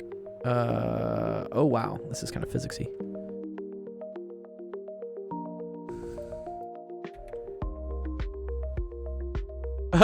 Mr. Silver is gonna hit a hard one. We'll see, Dante. We'll see. We have to trust the Wheel of Fate. The Wheel of Fate determines all. Okay, because of your physics background. Oh, my physics background. Yeah, true. You have been hired as a safety consultant. Okay. Safety third, though. Which is planning to rebuild a section of road where the two freeways merge. The section of road will essentially be an eighth of a circle with a radius of 0.5 miles. As with many highway curves, the roads will be banked. Is tilted so that the road surface makes an angle of 4 degrees with the horizontal. Your team has been asked to calculate the maximum speed at which a standard car can safely make the turn while staying on the road. You've been asked to consider two... Man, they're going to make us do all these cases? Dude, what? A dry road, the coefficient of friction is 0.8. A wet road, on which it is 0.1. Okay, fine. Yeah. Yay, physics! Yeah, okay, cool. All right, this is not bad. This is a typical question here. All right, so... the eighth of a circle doesn't really matter. Yeah, here's what matters. Okay, so if something from, like, top down is traveling around in a circle, it's going to experience what we call centripetal acceleration. We call this, like, AC. And that's going to be equal to v squared over r. Where r is the radius here, which is going to be 0.5 miles. So r equals 0.5. All right. If I then look at this from like a side view, okay, so I always say like, let's take the road here and then like, let's look at it this way and see what's happening. What we end up getting is this. So this is going to be banked. I'm going to leave everything in terms of variables just for now to make things nice. This is theta. And then, sorry, what are we... The maximum speed. Okay, we want to know the maximum speed. Okay, cool. So this is going to be the car, and it's going to be traveling, like, around, like this way. Again, sometimes this is kind of hard for students to see. But imagine it's like this, but then this is, like, the side view that we're looking at it from. Hopefully you guys can kind of, like, picture that. So if something's moving around in a circle this way, right? The centripetal acceleration always points inwards. So there is a centripetal acceleration pointing straight in to the right this way. I gotta remember how the angles work with this. Okay, but let's draw some forces. So you're gonna have force of gravity pulling you down. You're gonna have the normal force pulling straight up. And then if we want to know the maximum speed, the issue is that, like, if you go too fast, eventually you just, like, fly off.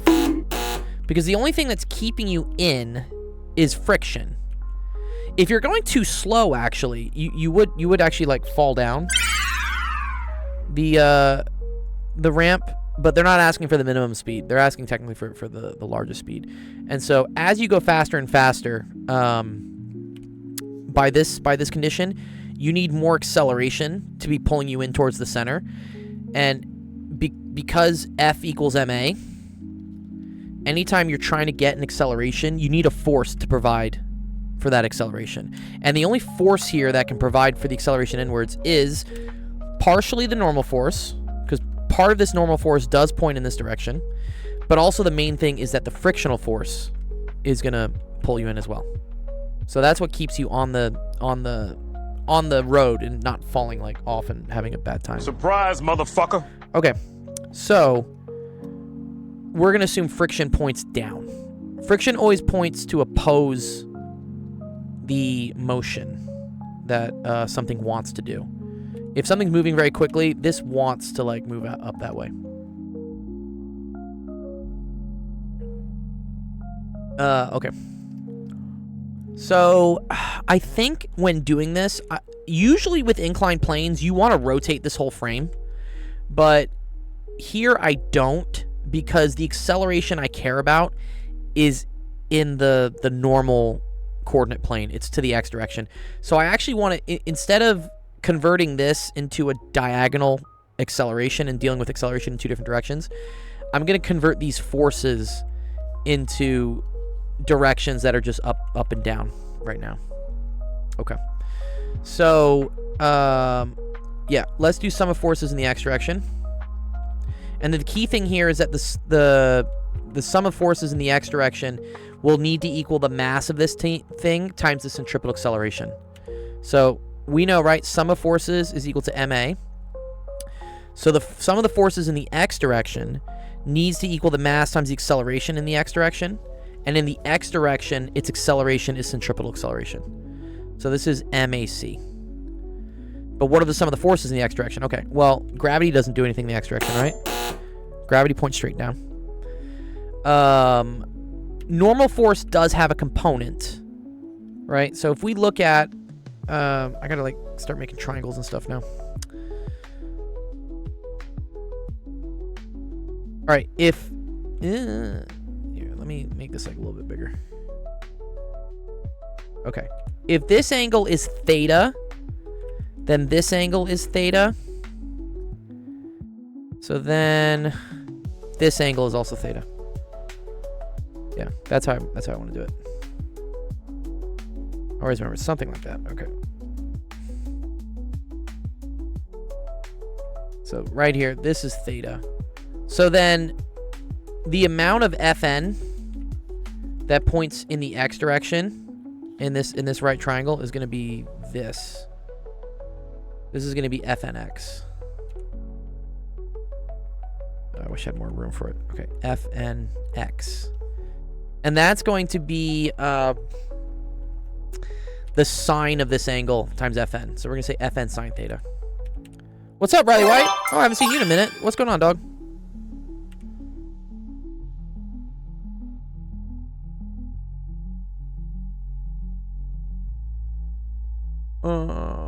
Cheat code is just right. Safely is defined differently by each person, so we can't determine an actual safe maximum speed. Additionally, let us consider a stationary truck that has been struck by a truck.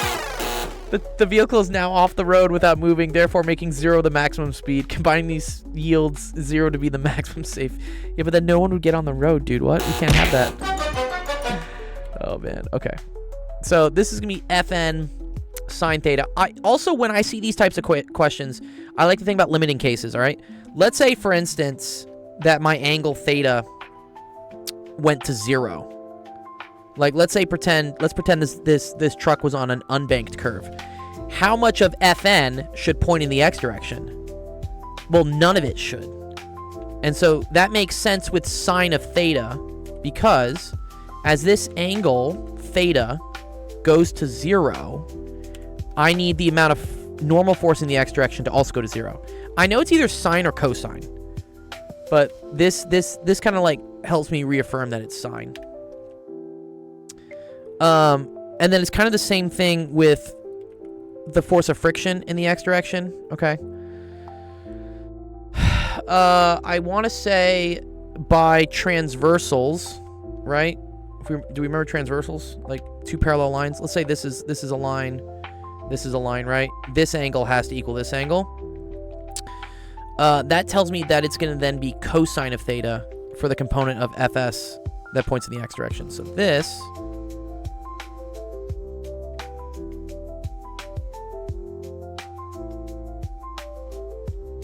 so this is going to be Fsx, and then this is also theta. And so that's going to be Fs cosine theta. So here, we're going to say plus Fs cosine theta. And then those are the only two forces that point in the x direction. Great.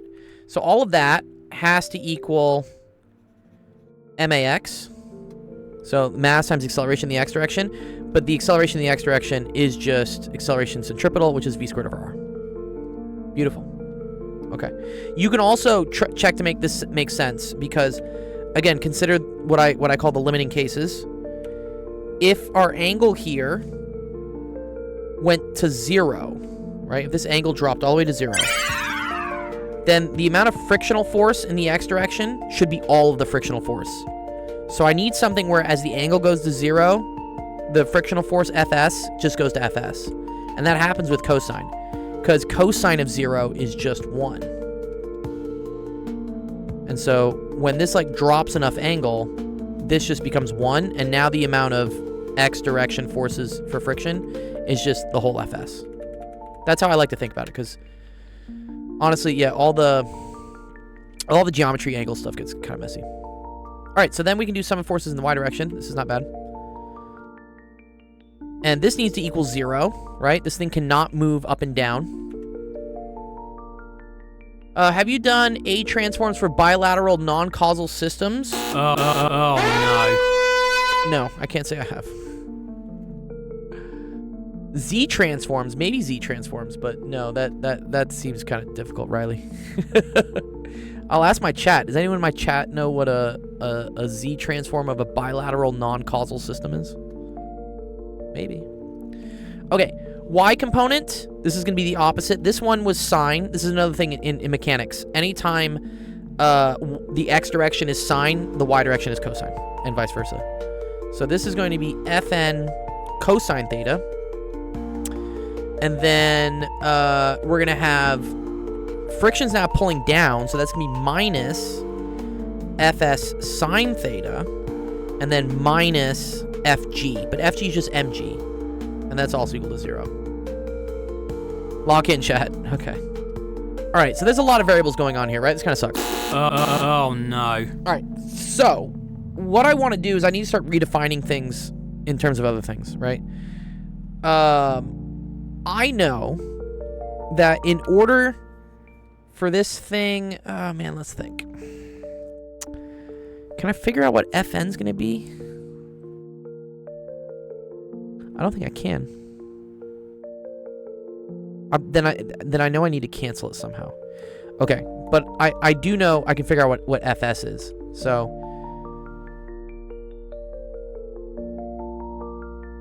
Fs is going to be equal to mu, coefficient of friction, which we're going to say is mu s because we want to know the breaking point. So we're going to say this is the maximum friction that can be provided. And so this is going to be mu s Fn, okay? That's one thing I can replace out. Then let me try to think what else we're going to have. Okay. All right, so we have Fn sine theta plus mu s Fn cosine theta is equal to mv squared over r. And then we also have Fn cosine theta minus mu s Fn sine theta. And then let me move this over. That's equal to mg. Okay.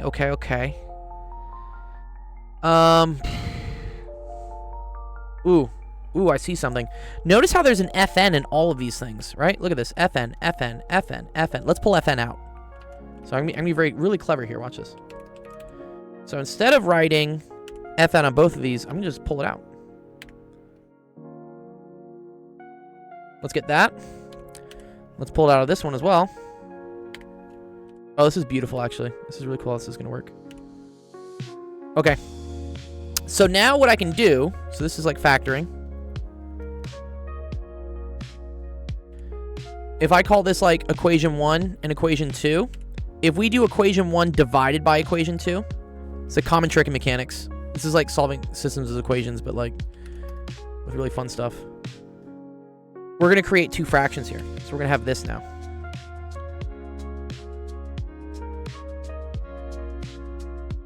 And then watch what happens. These FNs go away.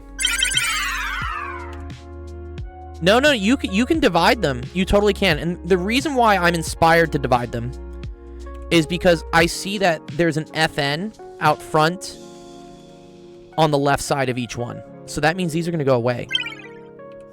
These go away. Also here, notice how the mass is going to cancel out. See how I have an M in both things here? So now what I end up getting is... here, let's think smarter, not harder. I'm just going to copy paste. Okay, we have sine theta plus mu s cosine theta. Could you do RREF? I don't... no, not really. Could you? Maybe. You mean in order to solve... You'd have to solve... You're solving for 2... No, because this is non-linear. It's non-linear. Doesn't work. Because I don't know FN. I don't know mu s, and I also don't know v.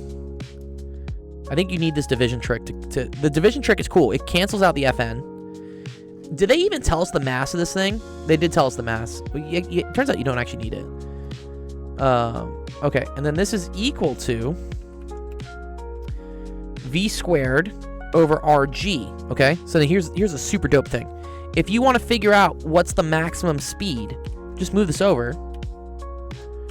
And so we're going to get that v is equal to the square root of rg.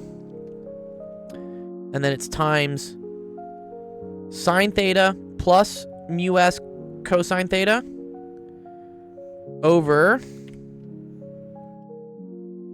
cosine theta minus mu s sine theta. Super dope. Okay. Cool. And I recognize this. I've done questions like this on exams before.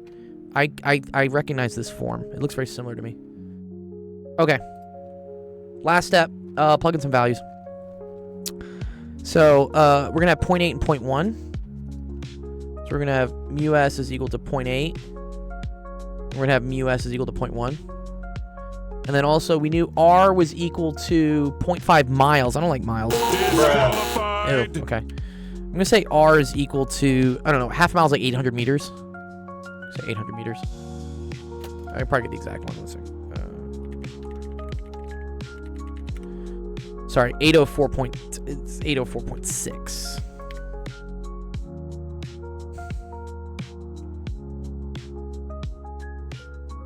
Okay. And then do we need anything else? Oh yeah, and then theta was equal to 4 degrees.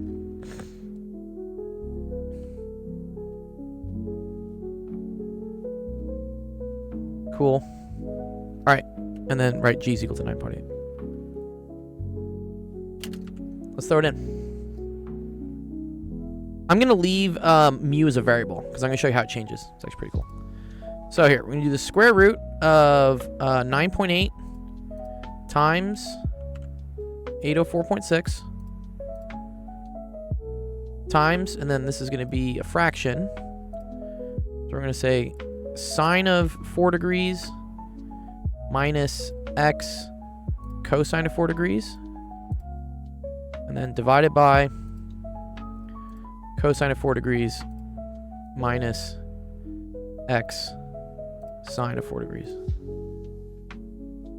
And then let's make sure we're in degree mode. Cool. Hit enter.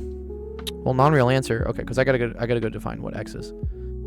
So let's say x is equal to 0.8. Let's say like 0.8 is equal to x.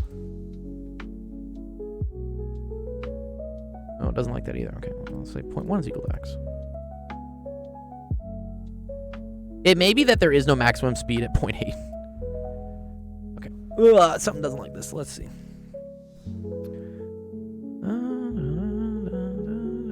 Why are we getting a non-real answer? That doesn't make any sense. Probably someone with a calculator.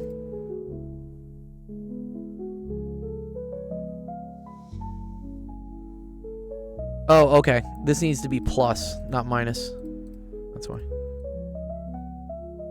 There we go. Okay, cool. All right. So at 0.1, you get 36.7 meters per second. And then let's do it at 0.8. Probably really high at 0.8, honestly.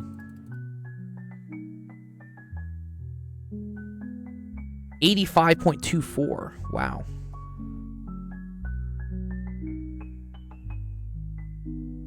This is already a lot.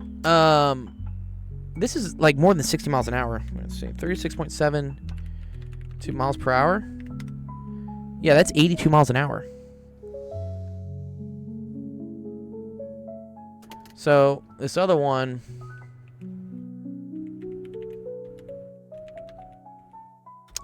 is 190. Wow. Okay. You can take this at a really high. I start to question my numbers here and think that this there may be a mistake. The process is correct. Because I don't think it should be that different. One sec. Fresh canned peaches. We'll see what chat does on it.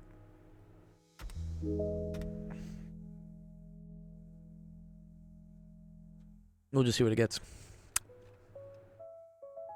But I'm pretty sure this is correct. So if I look at there's always like equations. This is a pretty well-known thing. Let's see, maximum speed of banked curve, coefficient of friction equation. Because I know I've done this one. Yeah, there you go. Okay. Yeah, RG mu plus tan theta, 1 minus mu tan theta. Yeah, okay. If you divide everything by cosine, I think you get the same thing. Yeah. What's up, Mancy? Yeah, I know this equation comes up a lot.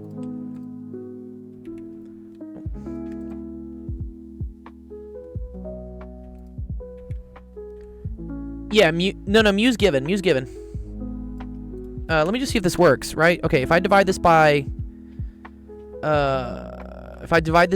cosine, right? Let's just make sure we got the same expression, right? Divide by cosine. This becomes 1. This becomes tangent. If I divide both sides, if I divide all this by cosine, I get 1 minus tangent. Yeah, this is correct. Yep. I believe that's correct. Let's see what they got from here. Yep, same answer. 82, 191. Looks about the same. Nice. We did it. Great job. Only took me 22 minutes.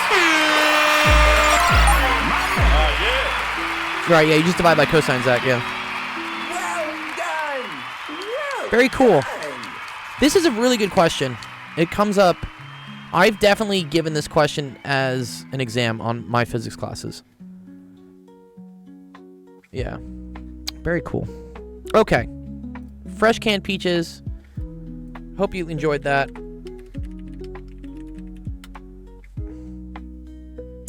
Bum, bum, bum. If you guys haven't taken physics before, it's kind of a little preview to how it works. It's fun. I love the problem solving.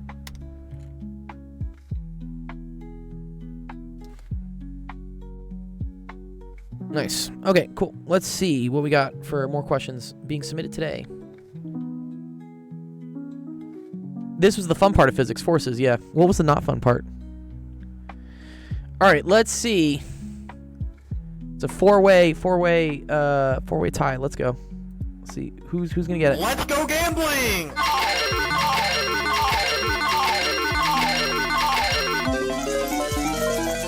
It's the first Mr. Silver. Okay, Mr. Silver. Let's see what you gave. Let's see what you gave me.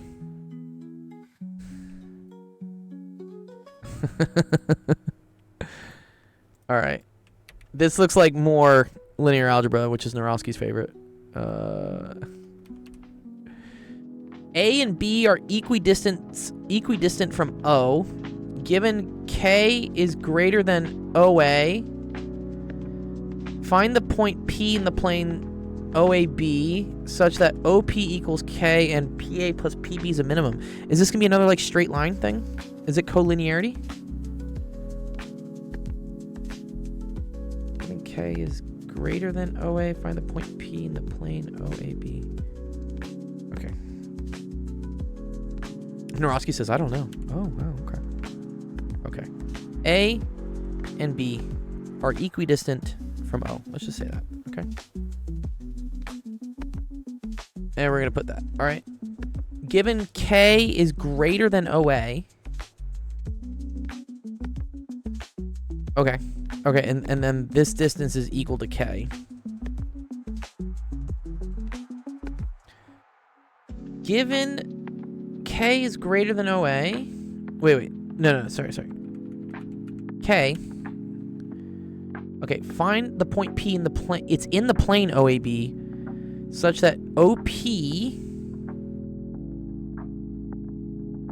Oh, okay, cool. I think something like this, right? Okay. We're going to say that this is P. So in the plane means this is all two-dimensional, right? Find the point P in the plane such, and this is OAB, cool. So yeah, A and B being equidistant from a point O, that's going to span a two-dimensional. Yes, exactly, right? Yeah. It's a 2D, it's 2D, yeah. So OP is equal to K. And they want this to be a minimum.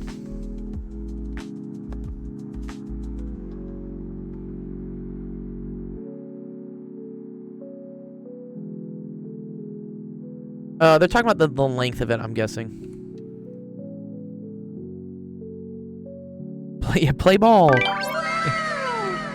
Yeah, it is. It's baseball, right? Yeah, okay. PA. And then PB.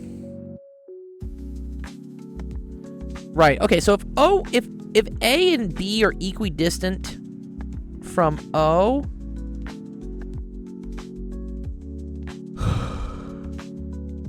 yeah, they form an isosceles triangle, no?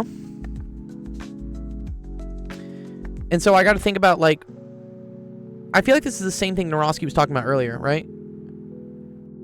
I just got to find some point here that minimizes the sum of the two distances, right?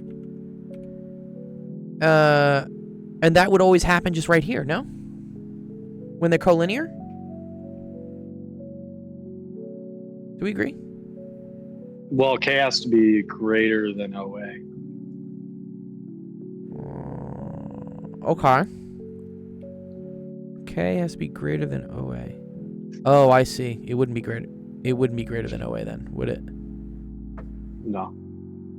Well, could I just put it like That would slightly? be the- Could I just put it like slightly outside?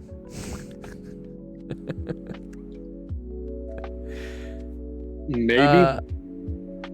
What I was thinking is it would, like, because I don't think K has to be straight and like vertical.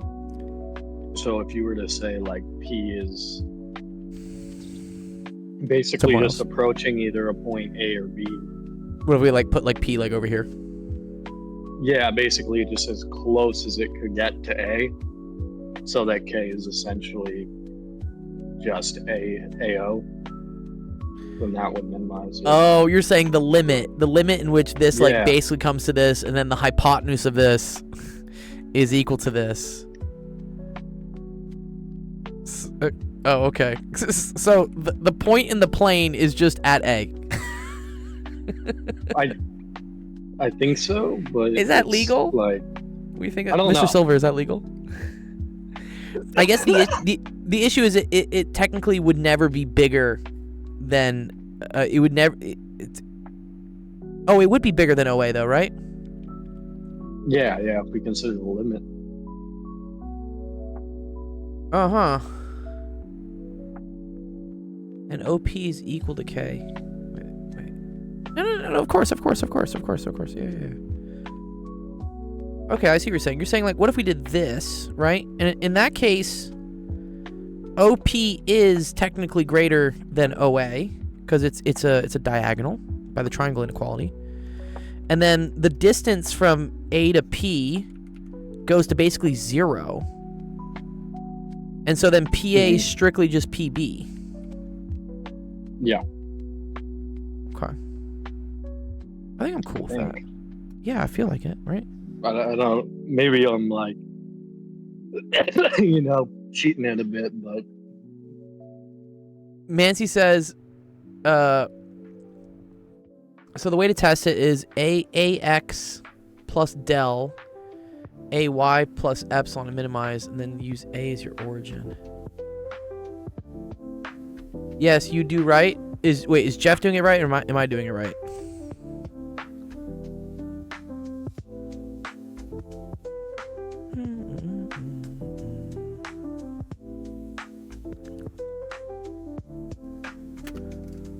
I'm also curious if we give this a chat. What's chat say? Let's put it on the thinking mode. I feel like ChatGPT can do a pretty good job with like 2D stuff, you know? It's not too much to visualize. I feel like ChatGPT is gonna take like a purely geometric approach. Sure. Like it's gonna say like let's just take a circle in O. Because basically A and B being equidistant from from O, means that you have a circle, right? Because O is the origin. I'm gonna say like there's a perpendicular bisector right there, like in the middle, and there exists a circle, with the center at O. I think that's the way ChatGPT is gonna do it. Okay. That makes sense. I'm thinking about this as well, but it's a bit difficult to conceptualize it. Keep in mind, guys, this is also the person that gave us the fucking candy cane question last time. But I guess A and B could take any point on that circle too. Correct, right? Yeah, A and B could be wherever. You can just take the same point and then A and B are the same point, limit it to 0. It's like really trying to go. Brilliant. And then, right? Because, and then as long as P is somewhere else, it would have to be like kind of outside of it, maybe? Wait. K is greater than OA.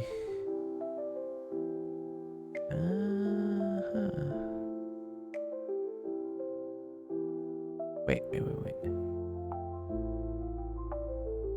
Sorry. So the point P would need to be outside this radius, though, right? Yeah. P would need to be like right over here in order for K to be greater than OA. Oh, chat's really going at it, dude. Wow. Can I like view what? Yeah. What are you doing, dude? What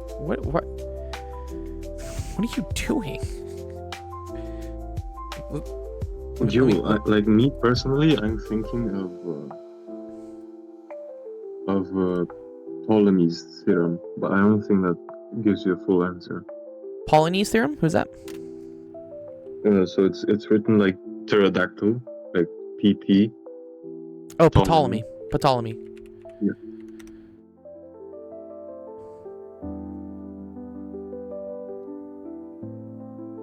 Because this gives you a nice inequality. For a cyclic quadrilateral, the sum of the products of two pairs of opposite sides equals the product of the diagonals. Oh, okay.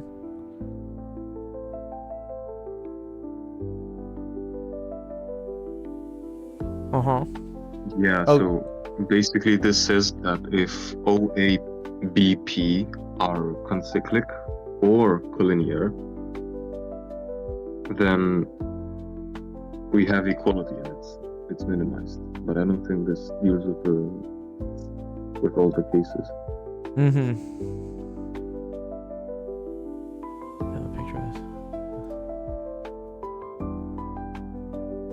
Because you have to consider like what happens if P is on the opposite side of the line OA to D. Okay. You're saying like if P is over here. Yeah.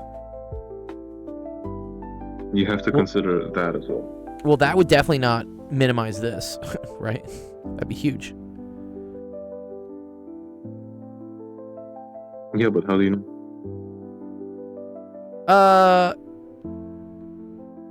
Because Because it can be maybe. I see, but close, we're also very saying close to for that. any A and B, right? Is that what you're saying? And like A Yeah, and B for could any also A and B. for any A and B. Like I could also have had this. Yeah. This could also be it, right? It's not so separate. Yeah. And then the question is like, oh, where's P? Yeah. So- This is what happens now. I see. Well, the cool thing is that like P still we always know that P has to be outside of this circle because K has to be greater than OA. So it has to be like outside of it. So it's like, is it here or is it here? Shouldn't matter then, technically. Or then let's think about the limiting case. If it's like right here, you're just basically getting two radii. Here. Does ChatGPT have anything? Oh, let's see. Okay. Oh. Jesus. Dude, what are you doing, chat? Oh, this was me putting it on really? fast mode. Let me put it on. I had it on the. Oh. Wait. Where? Oh! I saw something cool. Yeah, I did as well. Okay, here we go. Okay. Okay.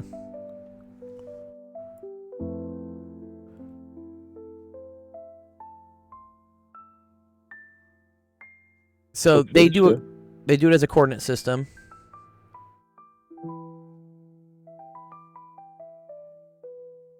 Okay. Theta equals 0 always gives a candidate. Okay. Sure.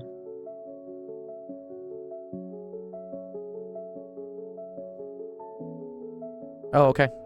P is the point on the circle OP equals K, lying on the internal bisector of AOB on the same side as A and B. Yeah. Okay. Yeah. This is the easy case. Yeah. Yeah. When it's on the perpendicular bisector. Yeah. Okay.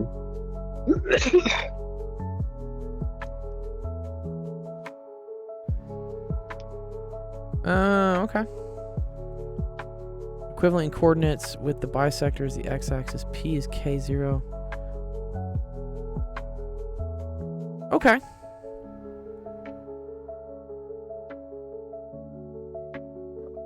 Yeah.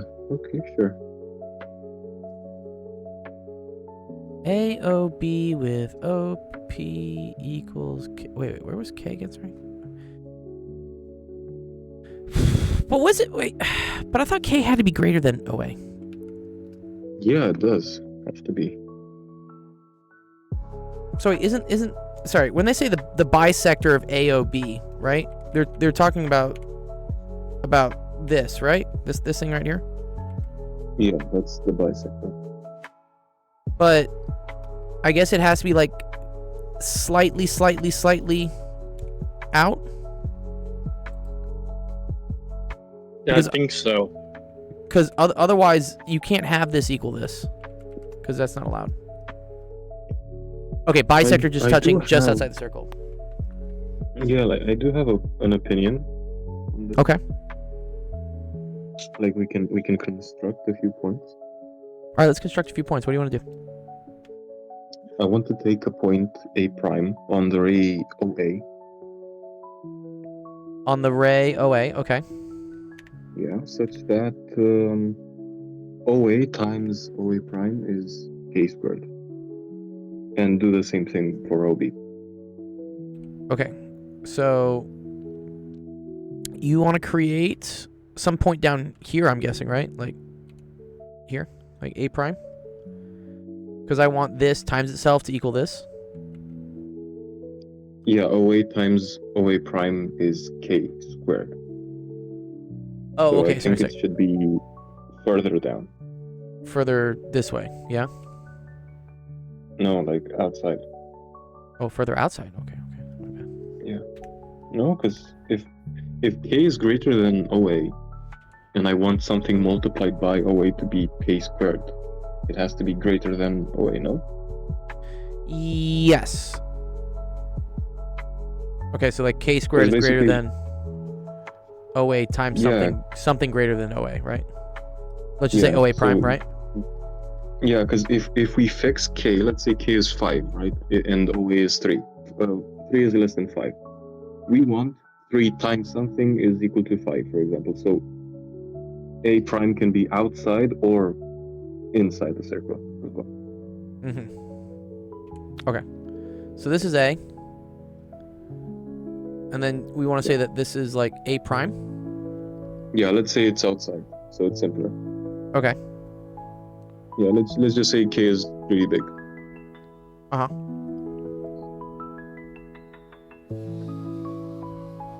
And let's do the same thing With for B? OB. Okay. Let's put like B prime out here, yeah? Yep. And then are we trying to use Ptolemy's theorem here? Let's say A prime B prime intersects the circle. Add like the tangent or something? Yeah, not necessarily the tangent. Do you want to So- intersect it in two different places or? Yeah, in 2 different places. Because if it's tangent, then it's just on the perpendicular bisector. Got you. Okay.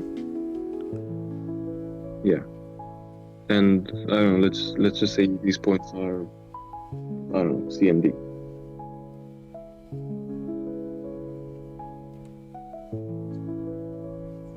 Okay. Now, any of these points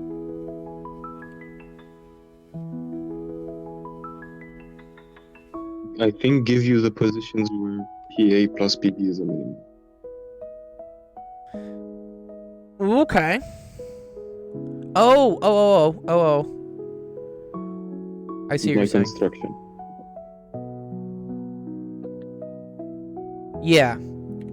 Because you mean anywhere along wait, just these points you're saying? Yeah. And then also I guess like this and this, yeah?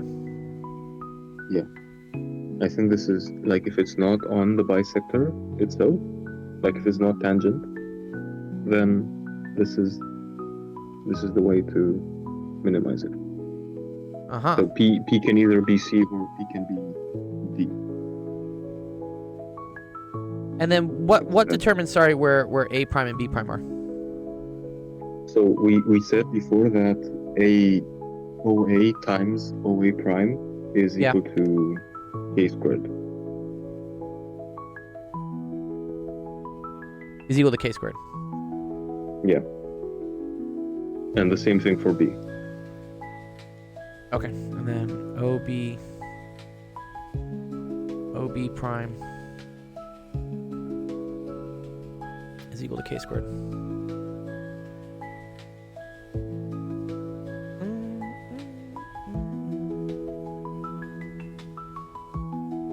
Uh-huh. Okay, wait. Because K squared is greater than OA squared. Yes, that's true. Yes. And then, but we're saying OA prime is greater than OA? In this case, it can also be smaller than OA. It could also be smaller. Okay. Yeah, but the most important part is that K squared is greater than OA squared. And let's just say P is any of the points C and D, and we can verify that they're minimum. Cause says, all right. I want to know who this Mr. Silver person is who keeps like messing with my brain, dude.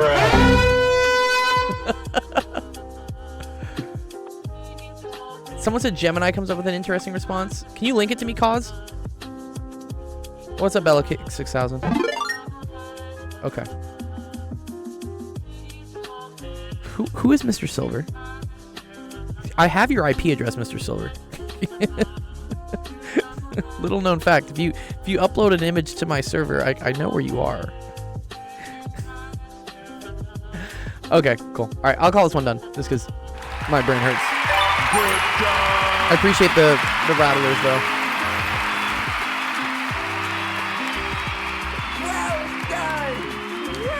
Unless Mr. Silver's using a VPN, we could figure that out. Yeah, no, this is too complicated. Is this like national level questions? Not as bad as yesterday's, I think, right? I think this is past my capabilities as somebody going to nationals. Really? And I feel like this is geometry though. You've taken geometry, right? You have pretty good experience in geometry. Oh yeah. I am a bit rusty though. I haven't done geometry in a while. Okay. All right, let's see. Broken Kidney back with... Yeah, you always have fun questions, Broken Kidney, too, as well. Yeah. This is 4th grade nice. Romanian math. They're claiming it's 4th grade Romanian math. Yeah, maybe. All right, let's go choose winner. Let's go gambling! No, it's something I definitely would see if I would qualify past nationals. If you've been past calculus, yeah.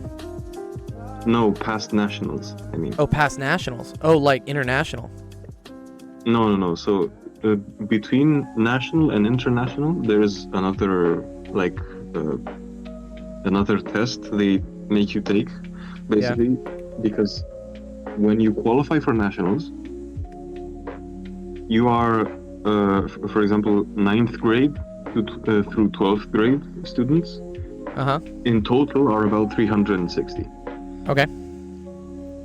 When you get your results back after nationals, there should be about 80 people going to the next stage.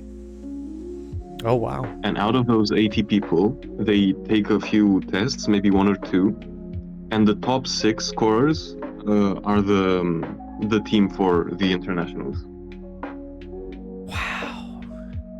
So there is a bit. There's another step. There's another like filter. Yeah, to make sure like you're capable of understanding like math at your level, but can you do it when the math is available to everybody, right? So there's no more formulas, there's no more anything. It's just thinking. This is insane. Such that somebody from the 9th grade, for example, could just completely wash somebody from the 12th grade. Even though they haven't like technically covered what the 12th grade person has done. Exactly. Wow. I don't know how those people make internationals are that smart. They're just like they're super dialed in, dude. Certain people are like just, for whatever reason, just super dialed into certain activities. You know? And yeah, it seems like take me for, if you want to make a very nice example of myself. Yeah.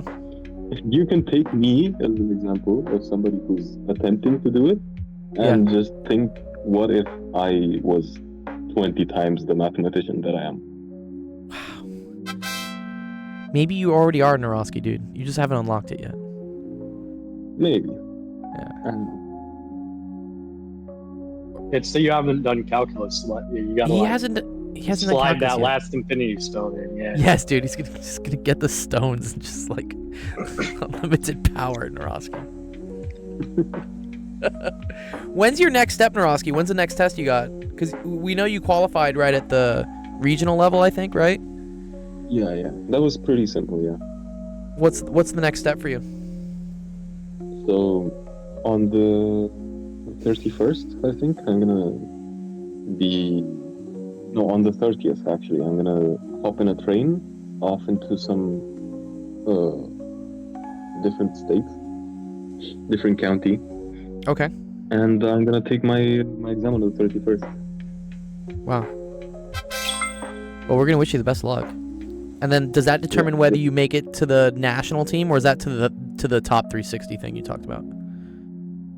So I am already in the top 360 overall. Ooh, Like, nice.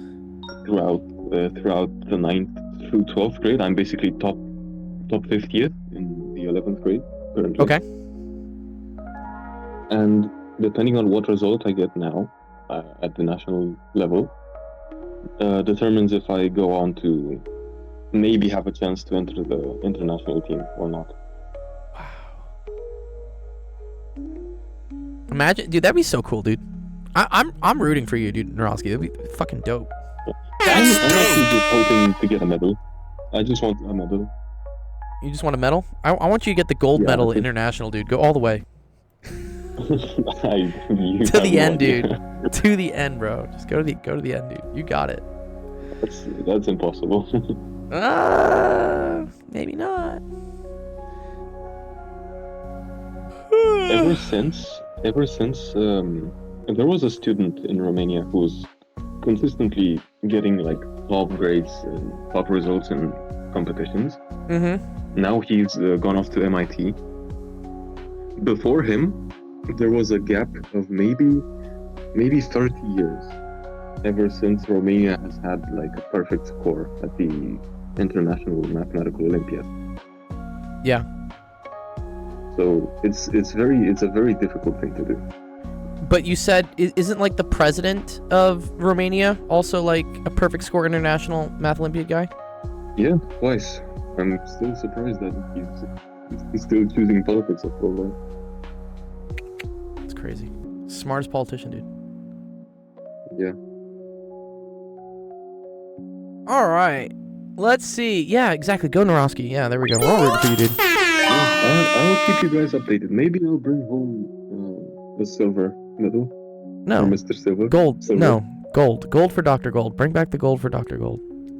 Fuck silver, dude. Gold is a bit difficult. I'd have to be, I think, in the top 10, which is Top 10? It sounds way easier to say. Actually, do. Dude, you're already top 50, dude. What's another 40 What's another 40 places? It's a rounding error. It's a pretty big rounding error.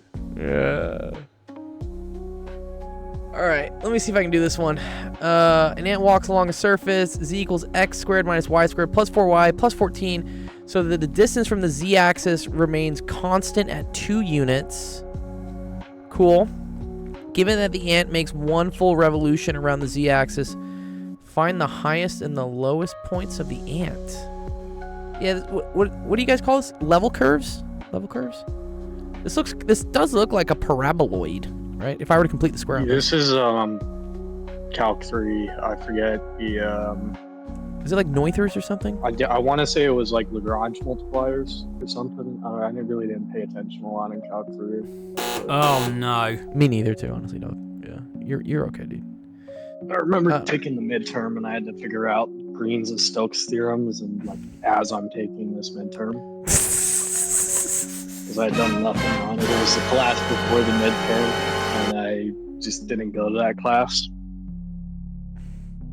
But I guess I figured it out because I got the question right. Beautiful, beautiful.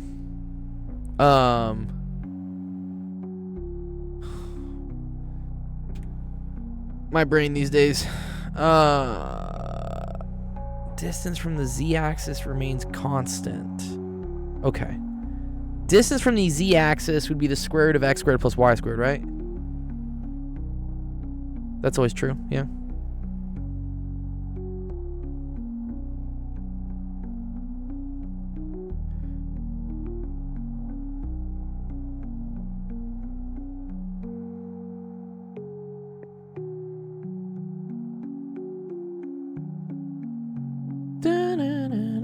Because like wherever you are here, the closest distance to the z-axis is the perpendicular line to the z-axis, which is going to be in the xy plane, per se. Yeah. Cool. And I need that to be always equal to 2. Right? So maybe I can... Yeah, I believe so. So wait, so x squared plus y squared has to equal 4. Can I use that in here to just like fuck up some shit? and then just figure out what Z will be? I feel like I can. think so. I want something with I think Lagrange multipliers. You think it's Lagrange multipliers? I forget how I think Lagrange so. multipliers work.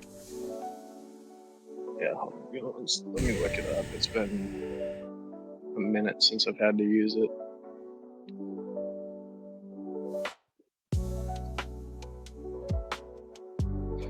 Okay, I get it because you have a constraint, I guess. Mm-hmm. Yeah, this is the constraint.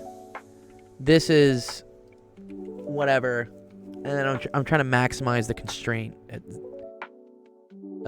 Yes.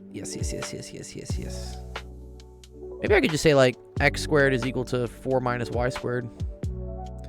I plug that in. I get 4 minus 2y squared plus 4y plus 14 is all equal to z.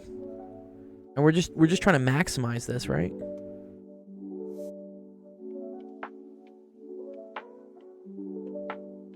Yeah, I want to know. Oh what's yeah, the Narowski did solve that. For Jimmy? What'd you solve for Jimmy? Yeah, Oh, this you one. already did this. Okay, cool. All right, let's. Jimmy, it's your lucky day. How do you know how to do this, Narowski, already, dude? What? Well, this is just like it's very similar to like 2D stuff. Uh-huh. It's just adding another dimension, and it's the same rules applied. Okay. You kind of did the same thing I said, maybe, right? Yeah, you said x squared plus y squared. Okay, I said this. I'm not totally R word thing. Oh no. I was able to get this. I got the x squared plus y squared is equal to 4. X squared equals 4 minus y squared. So z is equal to... You just parameterize in terms of one or the other. I Okay, chose okay. in terms of y because it's simpler. Okay. So z is equal to... Okay, so then you factored this. And then, y can only go from minus 2 to 2. Oh, beautiful. Yes, I agree with that. Yep. Because that's the cylinder. Okay. Yeah. So then you just check... Are you just checking Just the check endpoints, I guess? the maximum. Yeah. Alright, And fuck it. I factored it that way because we know that any square is greater or equal to 0. Yes. Although And there's so, there's a negative here though, right? That's kind of ugly, right? Yeah, and it becomes negative. Yeah, it's strictly negative Uh-huh. unless y is equal to 1. So then I want to minimize that's how this. you find- Aha. Oh, that's so Yeah. cool, Narowski. I see that. What were you gonna say? Sorry. I was gonna say that to maximize z, you have to minimize y. Y minus 1, sorry. Agreed. Basically make it 0. Agreed. And to maximize it, you need it to be the biggest, Yeah. which goes when it's minus 2. Very Yep. cool. Okay, cool. So then you have y, you have z, you can solve for x. You can solve for x. Beautiful. Okay, cool. I agree with that. That's a cool solution. I feel like I was about to get it. I was getting there. I was here. I think the part of the information I needed to remember is that y was contained on -2 to 2. I think this was the key Yeah. thing I had to remember. Yeah, and the factoring was just like additional. You could have done it way more. Yeah. I was just gonna take the derivative of that and just be like, we're Yeah, equal to exactly. 0. You could Nice. have done that as well. But I agree, your way's more elegant. We love the elegance. The elegance is dope. That's I dope. wouldn't say it's just elegant. It's just the shorter solution. Like if I could choose between having a shorter solution or a more elegant solution, I always go for the shorter solution. Oh, I see. So if it's ugly but it still gets there quickly, like Yeah. we still prefer that.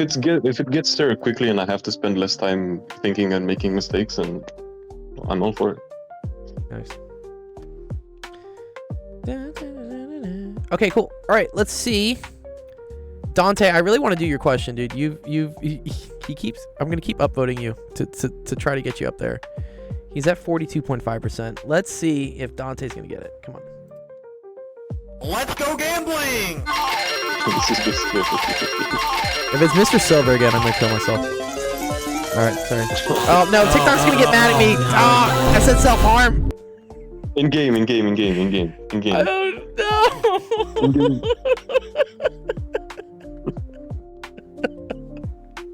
In game. In gaming. I'm gonna respawn. If I get this question, I'm gonna respawn.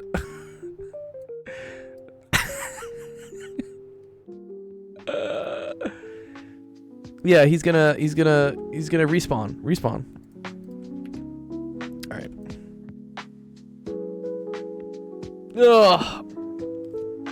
I might just punt on this one at this point. I'm just so tired. Okay, let 2 to the F of them be the highest power of 2. TikTok is doing too much, man. They really are.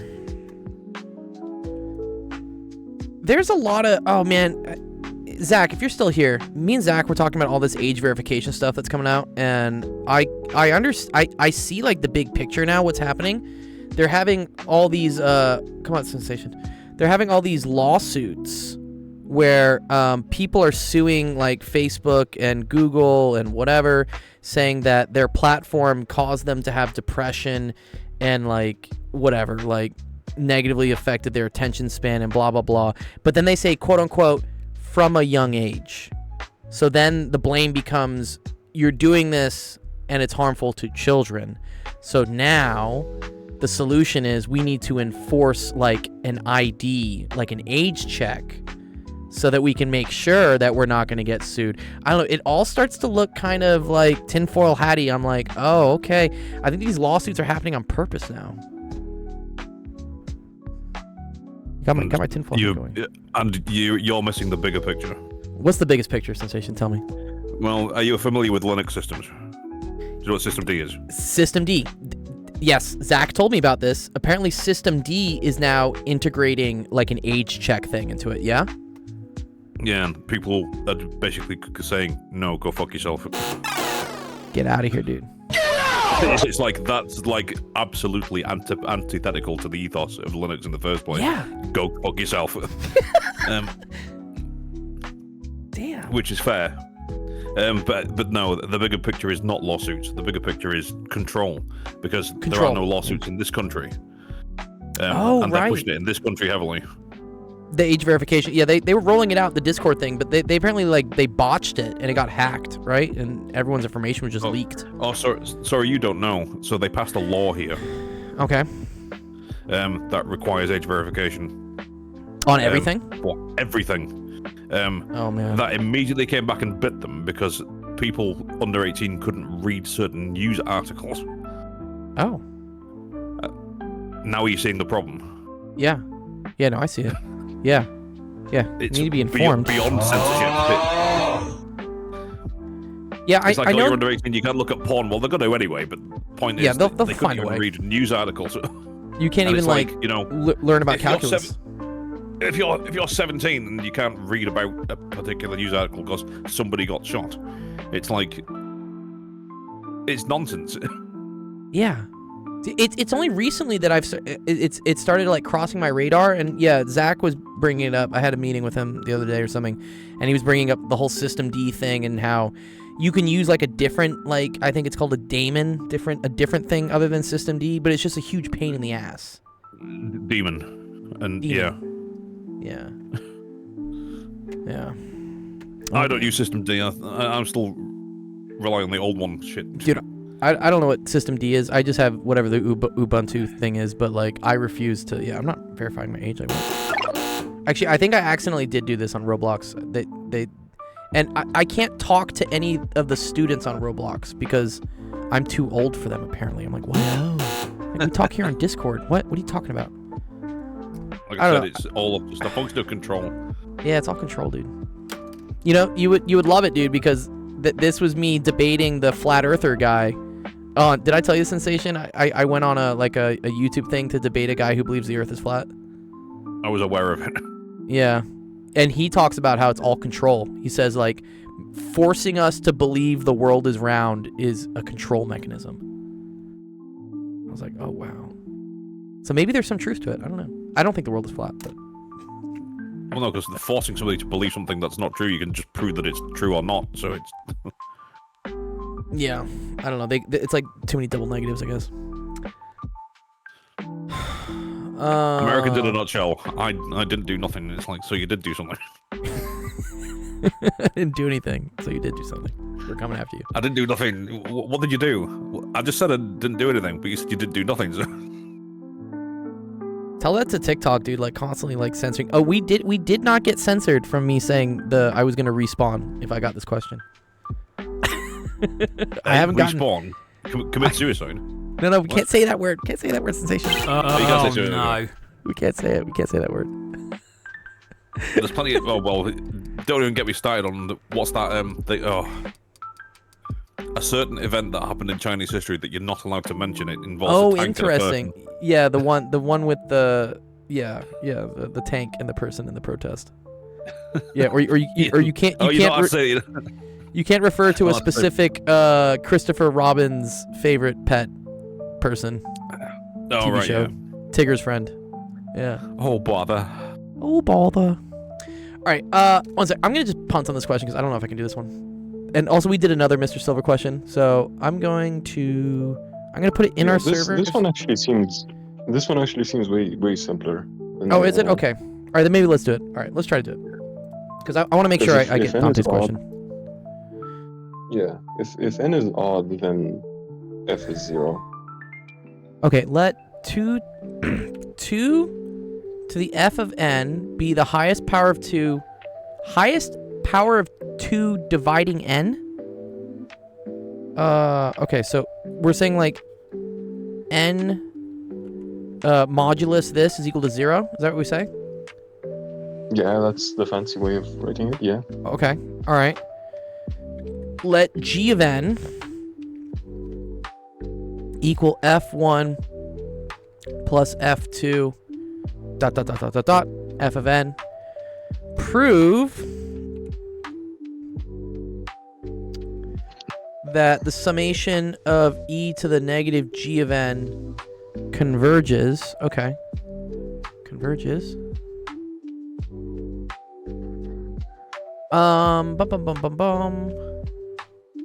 Wait, g of n's a series, no? What? Sorry. Is g of n a series, Narowski? Because it says g of n is equal to f1 plus... It's just the sum. It's just defined as the sum of all f's. Okay. So up to n.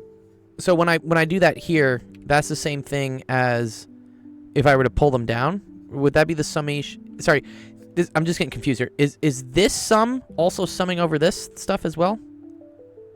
Yeah, it's specifically summing over n. Yeah. Got you. Okay.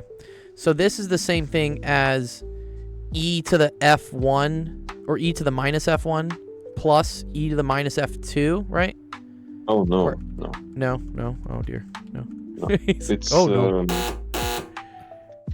Oh no. It's e to the minus f1 plus e to the minus f1 minus f2 plus. Oh, okay. E to the minus f1 plus e to the minus f1 plus f2. Is that what you're saying, sorry? Minus f, yeah, Like this, plus f2. right? Got you. Yeah. And then it's And plus. so on. Okay. E to the minus. I'm just gonna write this the next one just so I'm happy. Okay. Okay. What's up, Zombie? Yeah, I think this is just a case of if n is even or if n is odd. Okay. Because n is a natural number. It's an integer greater than 0. Uh-huh. So if it's odd, then f of n is 0. If it's odd, f of n is 0. Because if it's odd, the highest power of 2 dividing an odd number is 1. Oh, right. Oh, okay. I think I see this. If n So if n is odd, then f of n is 0. Okay. Yeah, no, I see. Okay, so yeah, if n is odd, it's only divisible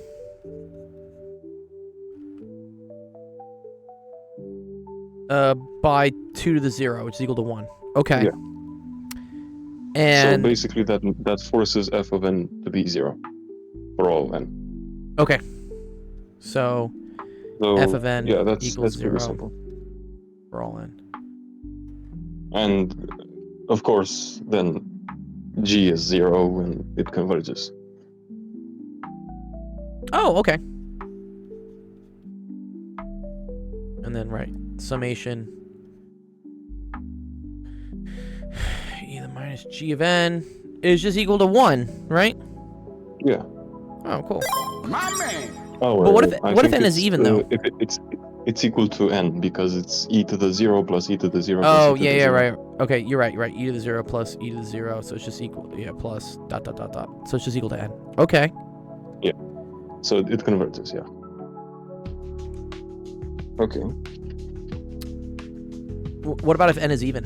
So if it's even, then f of n is greater or equal to 1.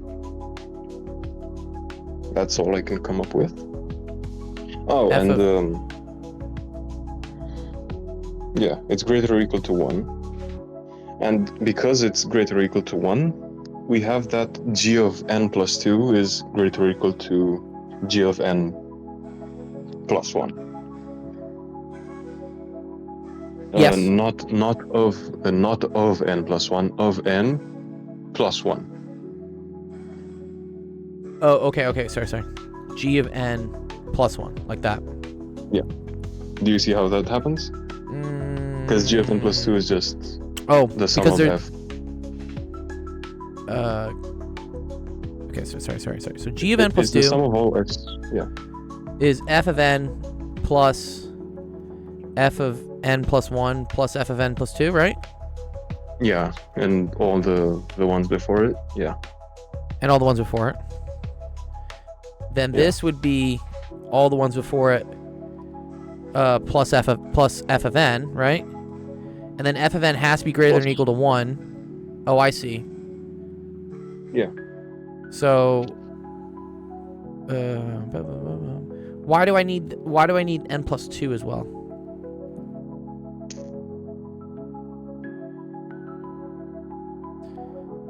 Oh, it's just Like, for could the I just next say step. Okay, it's for the next. Okay, that's fine. Yeah, no, it's just for the next step to make sense, because if you take just n plus 1, it doesn't entirely make sense. Sorry. N has to be even. Sorry, you're right. Sorry. Yeah. And n is even as well, yeah. And n is even. Okay, that's why. Got you. Thank you, Jeff. Okay.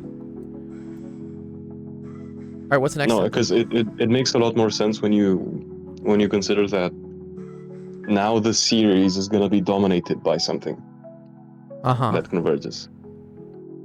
So the sum of basically the sum that we're trying to prove converges is going to be dominated by just the 1 highest. plus. Yeah. The highest term, though, right? Yeah, which is just going to be 1 plus 1 over e plus 1 over e plus 1 over e squared plus 1 over e squared.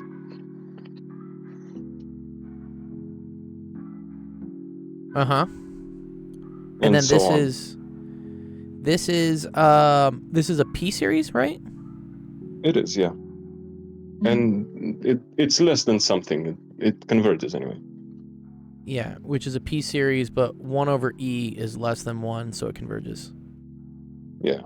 I think it converges to like 2 over something. I don't know. Yeah, it's probably like 1 over 1 minus 1 over 1 minus r or some shit, right? Yeah, it's 2 over 1 minus 1 over e. Yes, I think it is that too. Right? Yeah, because the first term is Yeah. Oh, because it's doubled. Okay. Oh, I see. Yeah, it's just itself twice. Yeah. That's the bound, not the answer. I think we just had to show that it converges. We just had to prove that it converges. We don't have to get the actual answer. Yeah, it doesn't matter because all you have to show is that it converges. So if you bound it by something that's convergent, it has to be less than a real number, which is basically proving that it converges. Yeah.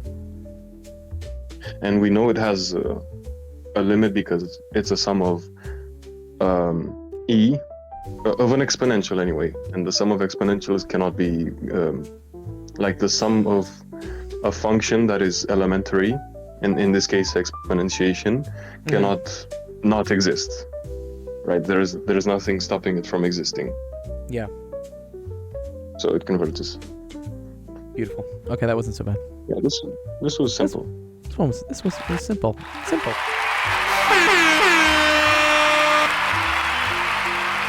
I want to find out who Mr. Silver is. I have a hinting suspicion that Mr. Silver is Narosky, causing me to like deal with my alter ego to make myself a better math person. I don't know. I'm not sure. Oh no. He did say he was going to bring back the silver from the competition, not gold. So can't be him, dude. Obviously, don't go and do that. Don't do that, dude. You gotta bring back the gold. Okay, let's spin. Dante, my poor boy Dante, who submitted how many? You submitted 2 hours ago. Bless you, Dante. Bless you, Dante, for staying with it. Bless you, Dante. I really hope the best for you here. I really do. I really do. Let's see. Let's go gambling! If Dante doesn't get this on, I'm gonna be disappointed. It is you, Dante. Congrats. I don't have to respawn myself. Oh, man. Oh, dang it! This one's not bad. Is it not bad? This Okay. isn't sorry. wrong, man. No, this one's is bad. pretty easy. Okay. All right, let's do it. All right. Go away, Mr. Bean. What are you doing here? Okay. All right. Differential equations show that if P satisfies the logistic equation, then d squared p dt squared is equal to k squared p. Okay. What's the logistic equation?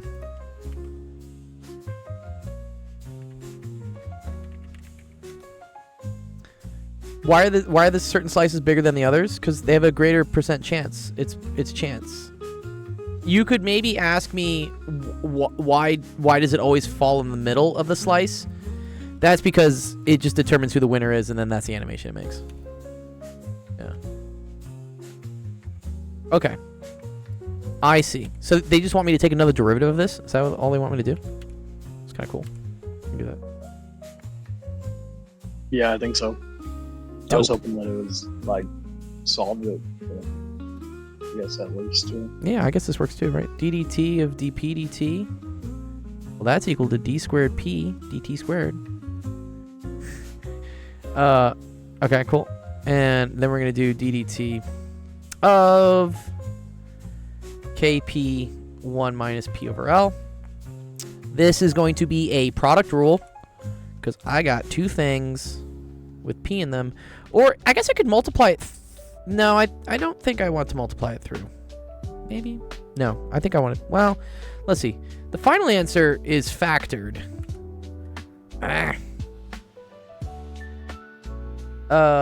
P and L are constants. No, they're not. P is the population, no?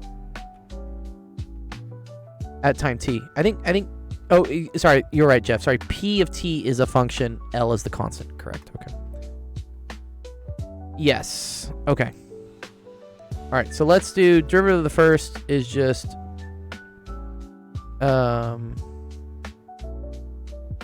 what is it? It's just this is where you have to do like partial derivatives, I guess, right? So it's just k dp dt, right? There would be no partials in there. No partials. Yeah. Sorry. Just full Because derivatives. it's all just constants. Yeah, you're right. Yeah, I don't have to worry about k. Okay. And then this is plus kp, and then this is going to be minus 1 over L dp dt. I think I did that correctly, right? And then this is equal to d squared p dt squared. Oh, I think I remember where this comes from. Blah, blah, blah. Man, this is so ugly. Because dp dt is the same as this. Alright, screw it. Let's do it. Maybe something nice comes out. Okay. So that's K. And then dPd is equal to this. So that's going to be Kp 1 minus P over L. Oh, times 1 minus P over L. Love that. Okay, cool. So that's going to be 1 minus P over L squared. And then plus Kp negative 1, or here, we'll say minus Kp over L.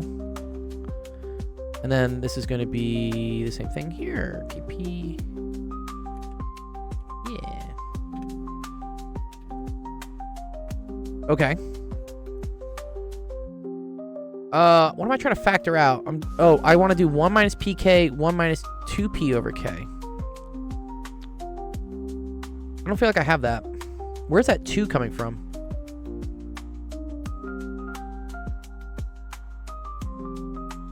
Okay. I do. Factor. Okay, let's do it. All right, so let's factor this because I see k squared p.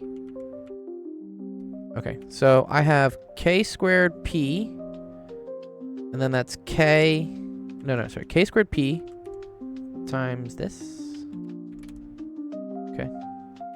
Minus k squared p, and then it's p over L. All right. 1 minus p over L.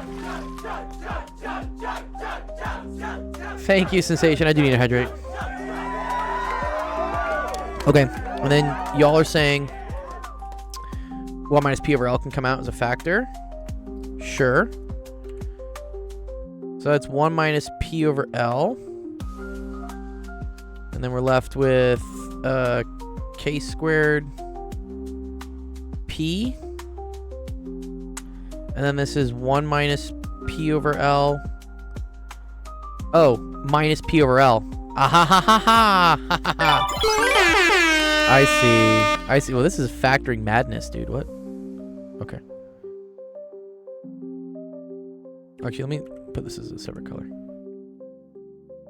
1 minus p over L minus p over L. Wow, that's so cool, actually. Okay. Okay, cool. So then I get k squared p, 1 minus p over L, 1 minus 2p over L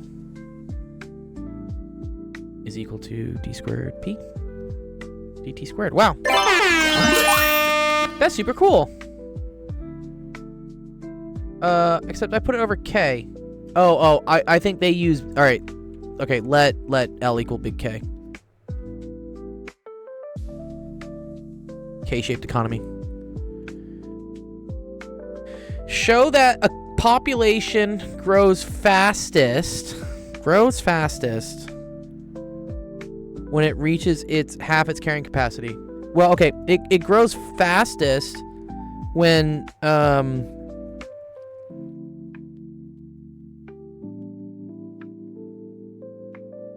when the derivative of dp is equal to 0. So when the second derivative is equal to 0. Yeah, exactly. Right. So the rate of growth,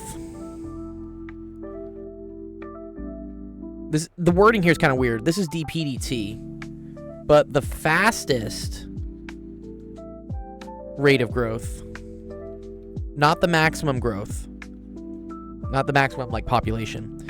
That's when the derivative of dp dt is equal to 0. And I guess also the third derivative would be negative. Okay, so this is equal to 0 when, okay, p equals 0, but trivial. We don't really care about p equals 0. Or p equals L, or p equals L over 2. Okay. So then, this one is trivial. These are the questions, right? Which one? Do I want to take another derivative? Oh, dang it. I don't think you have. I think just kind of off the spec because it's representing I can just plug it into growth of a here. population. Well, you could just say like based off inspection, once it gets to its carrying capacity, it has to go down in population at that point. Yeah. Or But if okay. it's halfway in its carrying capacity, it can keep going up. Exactly. But it could be oh, you're right. There is no more growth. Oh, you're so right. Yeah. Duh. Yeah. Once you're at the limit, you can't grow. Okay. That's one argument. We could say like, but at carrying capacity, there's no more growth. No more. Yeah. There's no more growth.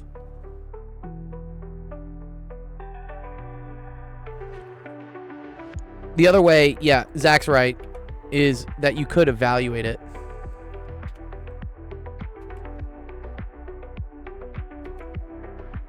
We could evaluate what it is, right?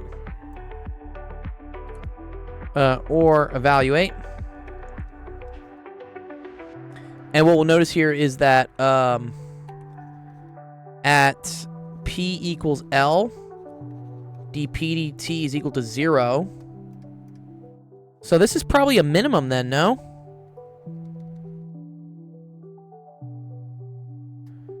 That's the minimum amount of growth. And at P is equal to L over 2, dp dt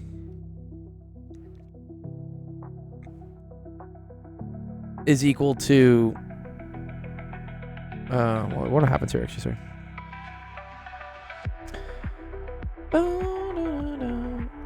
L over 2, 1 minus P over L over 2. Wait, no. No. L over 2L. I see, yeah. Yes. This is calculus, Patrick, yeah. Well, it's actually kind of like differential equations, maybe, I think, technically. So this goes away. I think this is like a Calc AB problem. I feel like. Yeah, it could be.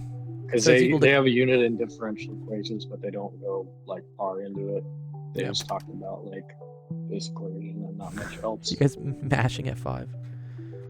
Yeah, I agree. Okay, cool. Dante, thank you for waiting. Does this make sense to you, Dante? Appreciate you chilling here for 2 hours. We got Master Chief coming out.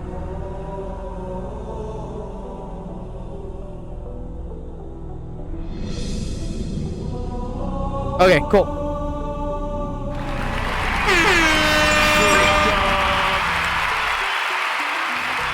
Dante.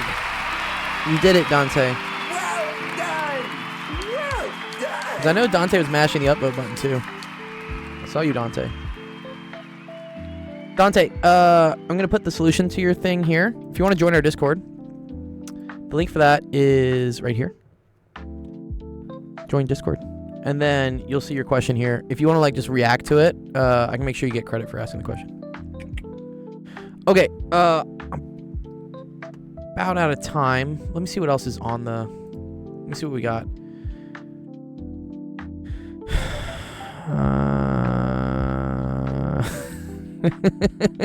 That's one? Okay. What did Alkvix get me? Oh, this is physics. This isn't too bad. Alkvix.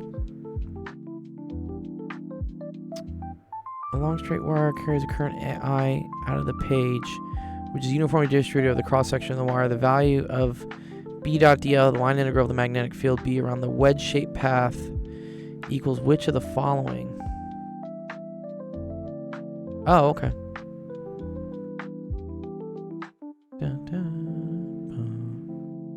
I can do this one real quick, and then I'll let the thing just spin. Just so. Let me just make sure I help this one out because I can do this one. Yeah, the key thing in this is that B.dl. Sorry, let me go. Sorry, B.dl, integral B.dl is equal to mu naught I enclosed. And so they say the current is coming out of the page this way, and it's over this area. And so this is the path, right? And so you want to figure out what's the amount of current being enclosed here.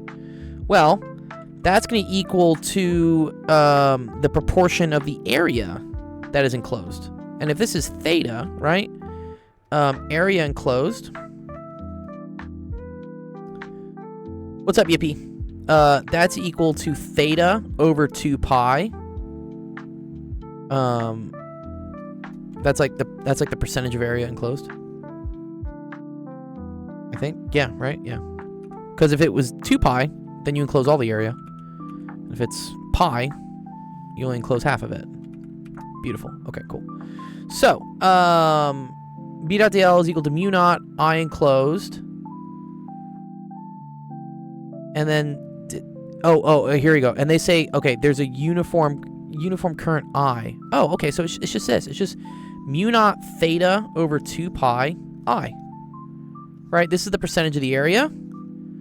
This is the total current in the area, or the current in the total area, so it should just be this. Mu naught I theta over 2 pi. I think it's just that one. Yeah. Just say. Cool. You don't actually need the area. The reason why you don't need it, Zach, is we say that the current I is uniformly distributed. So the total I is uniformly... There is like a current density, technically, but I don't need to worry about it. Otherwise, I would need the area times the current density. But I know that the whole area contains the whole I. So I just need the percentage. Yeah. That's where that comes from. Zach, we're going to teach you E&M one of these days. Good job! And you're going to help me out with real analysis. I got the book, by the way. I got the book. It came in.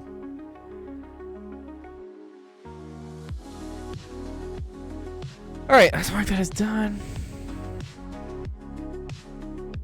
Oh, I marked the wrong one done. Damn it. Or whatever it was. I'm marking both done.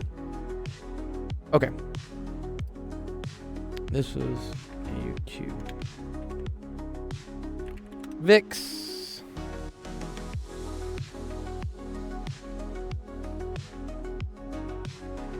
How's the book? I haven't opened it yet. I literally it was sitting on my doorstep after I got back from Japan, and I was like, ooh, I should take a look at this. One of these days I'm gonna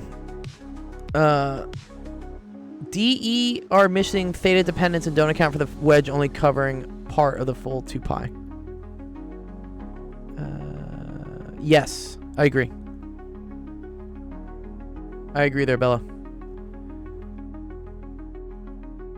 Ah, I see Terrence Tao. Daka new SD Terrence Tao new Frechi. I'm gonna speak Romanian one of these times. Okay, cool. All right, I'm out of time. Let's close out the stream. Thank you everyone for coming on the Actual Education Office Hours today. Really appreciate all you guys. I learned a lot. Appreciate your presence. Your presence is a present. We didn't get censored by TikTok today. That's dope. Sensation's like, there's still time. I could still say some things about juice boxes.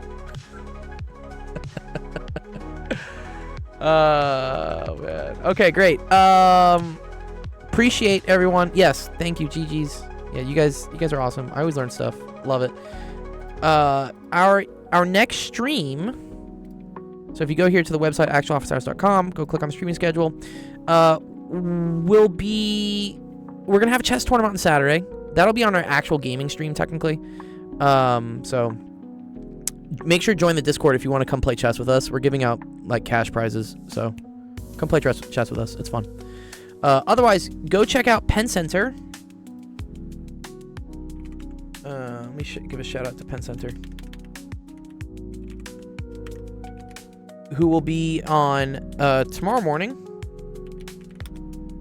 doing some fun stuff. Hash functions. That sounds cool. That's like cryptography. And then Eric is going to be doing get good graphs. You sent one last question. All right, let me look at it real quick. If I can do it real quick, maybe. If not, I do have to go.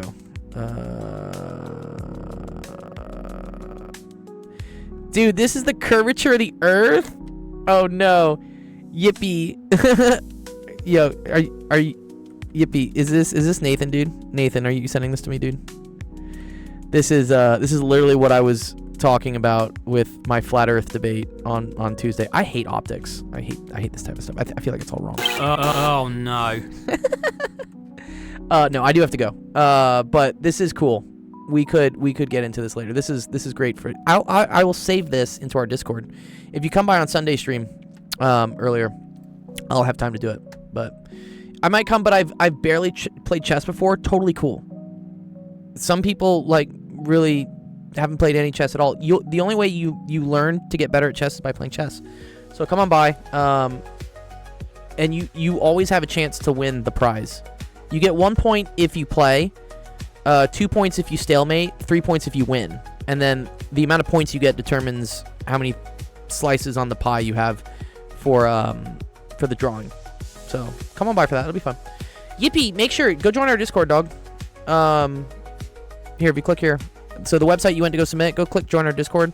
Any questions we don't get to today get put into the queue, like into our forum here. And they may get solved later by somebody else, or they may get solved by, we have like a bot that'll go through and like solve them. But yeah, okay. That's all I have to say for you guys. And then our next like tutoring stream will be on Sunday, so we'll go do that. All right. So that being said, let's go raid someone on Twitch. Who are we gonna go say hi to?